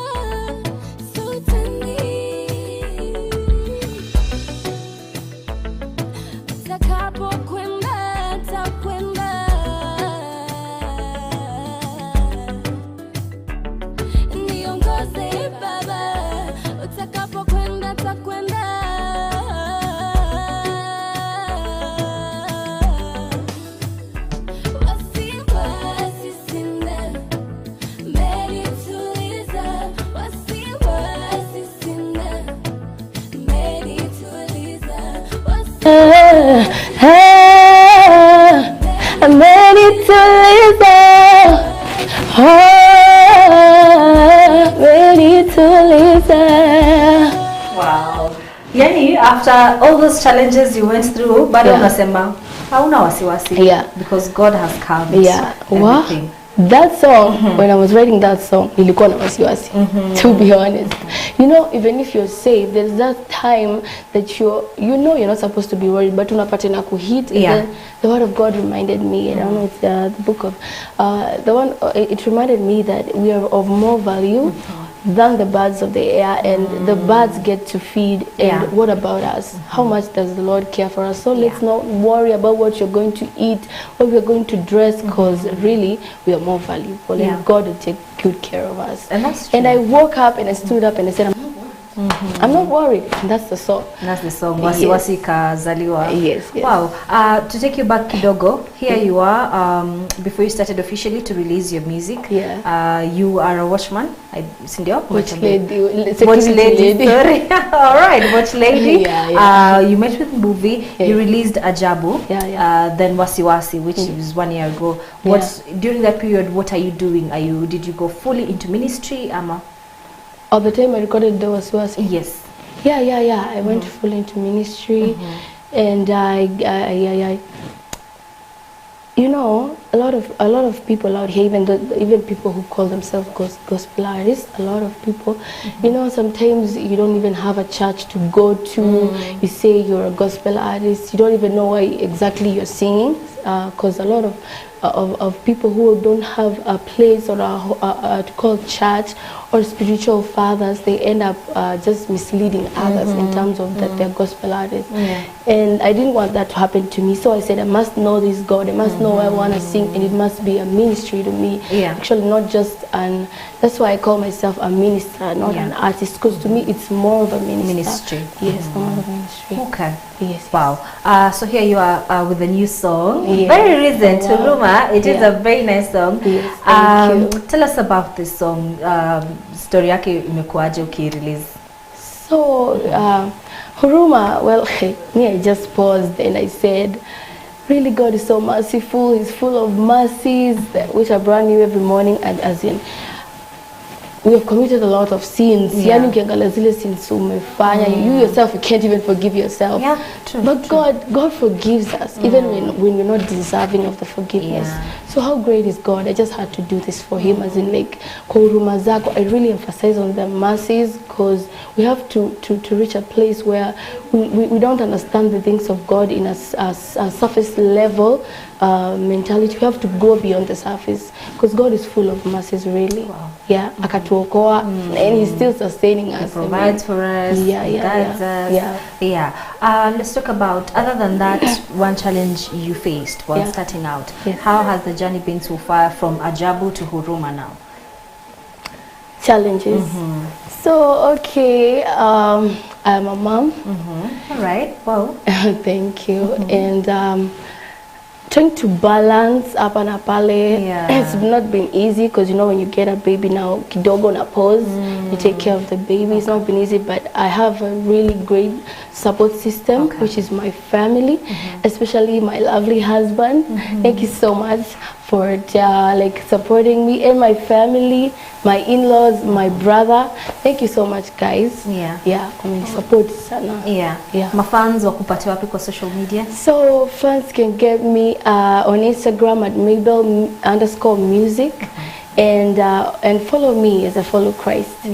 I'll also get my songs on YouTube at Mabel TV. My 3 songs. Subscribe, share. And big shout out to Dr. Mbuvi, by the way. Thank you for being a great mentor. To Dr. AD, GK Masharia, and producer J Mo. You guys are the best. Big shout out to my whole family at large. Thank you so much for the support. Also my church family, big up to you. Deliverance Church Shuja, and to Pastor George Nzomo. You guys are the best. And to my fans and friends as well, who have always been Team Mabel. Thank you so much. God bless you a whole lot. All right. Facebook umesema Facebook for now hapana, lakini nitakama hapo. Okay, so Instagram Mabel_music, YouTube Mabel TV. All right, guys, follow her for amazing music, which is doing amazing work, good ministry. I think my prayer for you is that may God keep using you and doing wonders through your music, all for the glory of Him. As we wrap up, maybe what is it that you live by? A brief, could be a Bible verse, could be a brief one item msemo, what pushes you, what keeps you going? Okay, I love this this verse on the Bible, Luke 1:37. I remind myself every day, and it says, with God nothing shall be impossible. Let's take God by his word. He has said it can't be impossible, so who are you to say it's not possible? God has said it's possible, so let's just believe it. And also another thing I'd like to tell people, please, let's just minister grace with our words. Let your words not hurt someone or kill or destroy them or bruise them, but let your words uplift someone, encourage someone, bless and heal someone. Wow. That's beautiful. Thank you so much for coming. I like that with God nothing is impossible. Nothing. Kwa hivyo inamaanisha hata mimi naweza kudance. Kidogo I struggle because of 2 left feet, but stand up with your help. Let's dance to Huruma. This is a very recent song by Mabel. Guys, it is an amazing song. I hope you get blessed. Thank you so much for tuning in. Mabel, nasema asante sana. Thank you too for the may show. God bless you. God bless you too, dear. All right, let's dance to Huruma. The dog on the bed.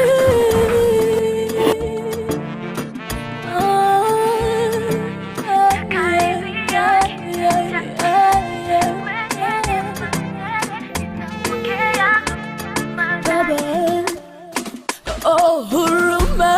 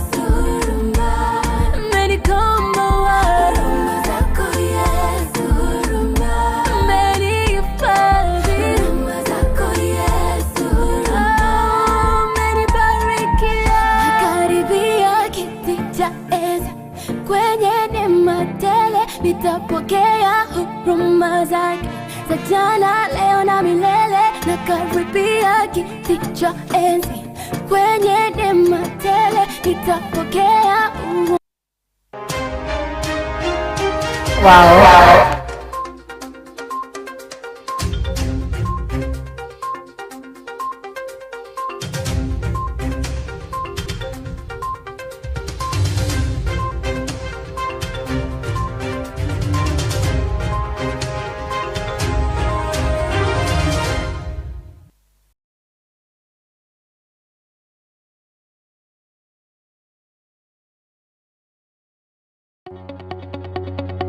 We welcome your feedback on our programming. For questions or comments, kindly get in touch with us via email info@kirktv.org, SMS 011120044, or call us on 0794 588 054.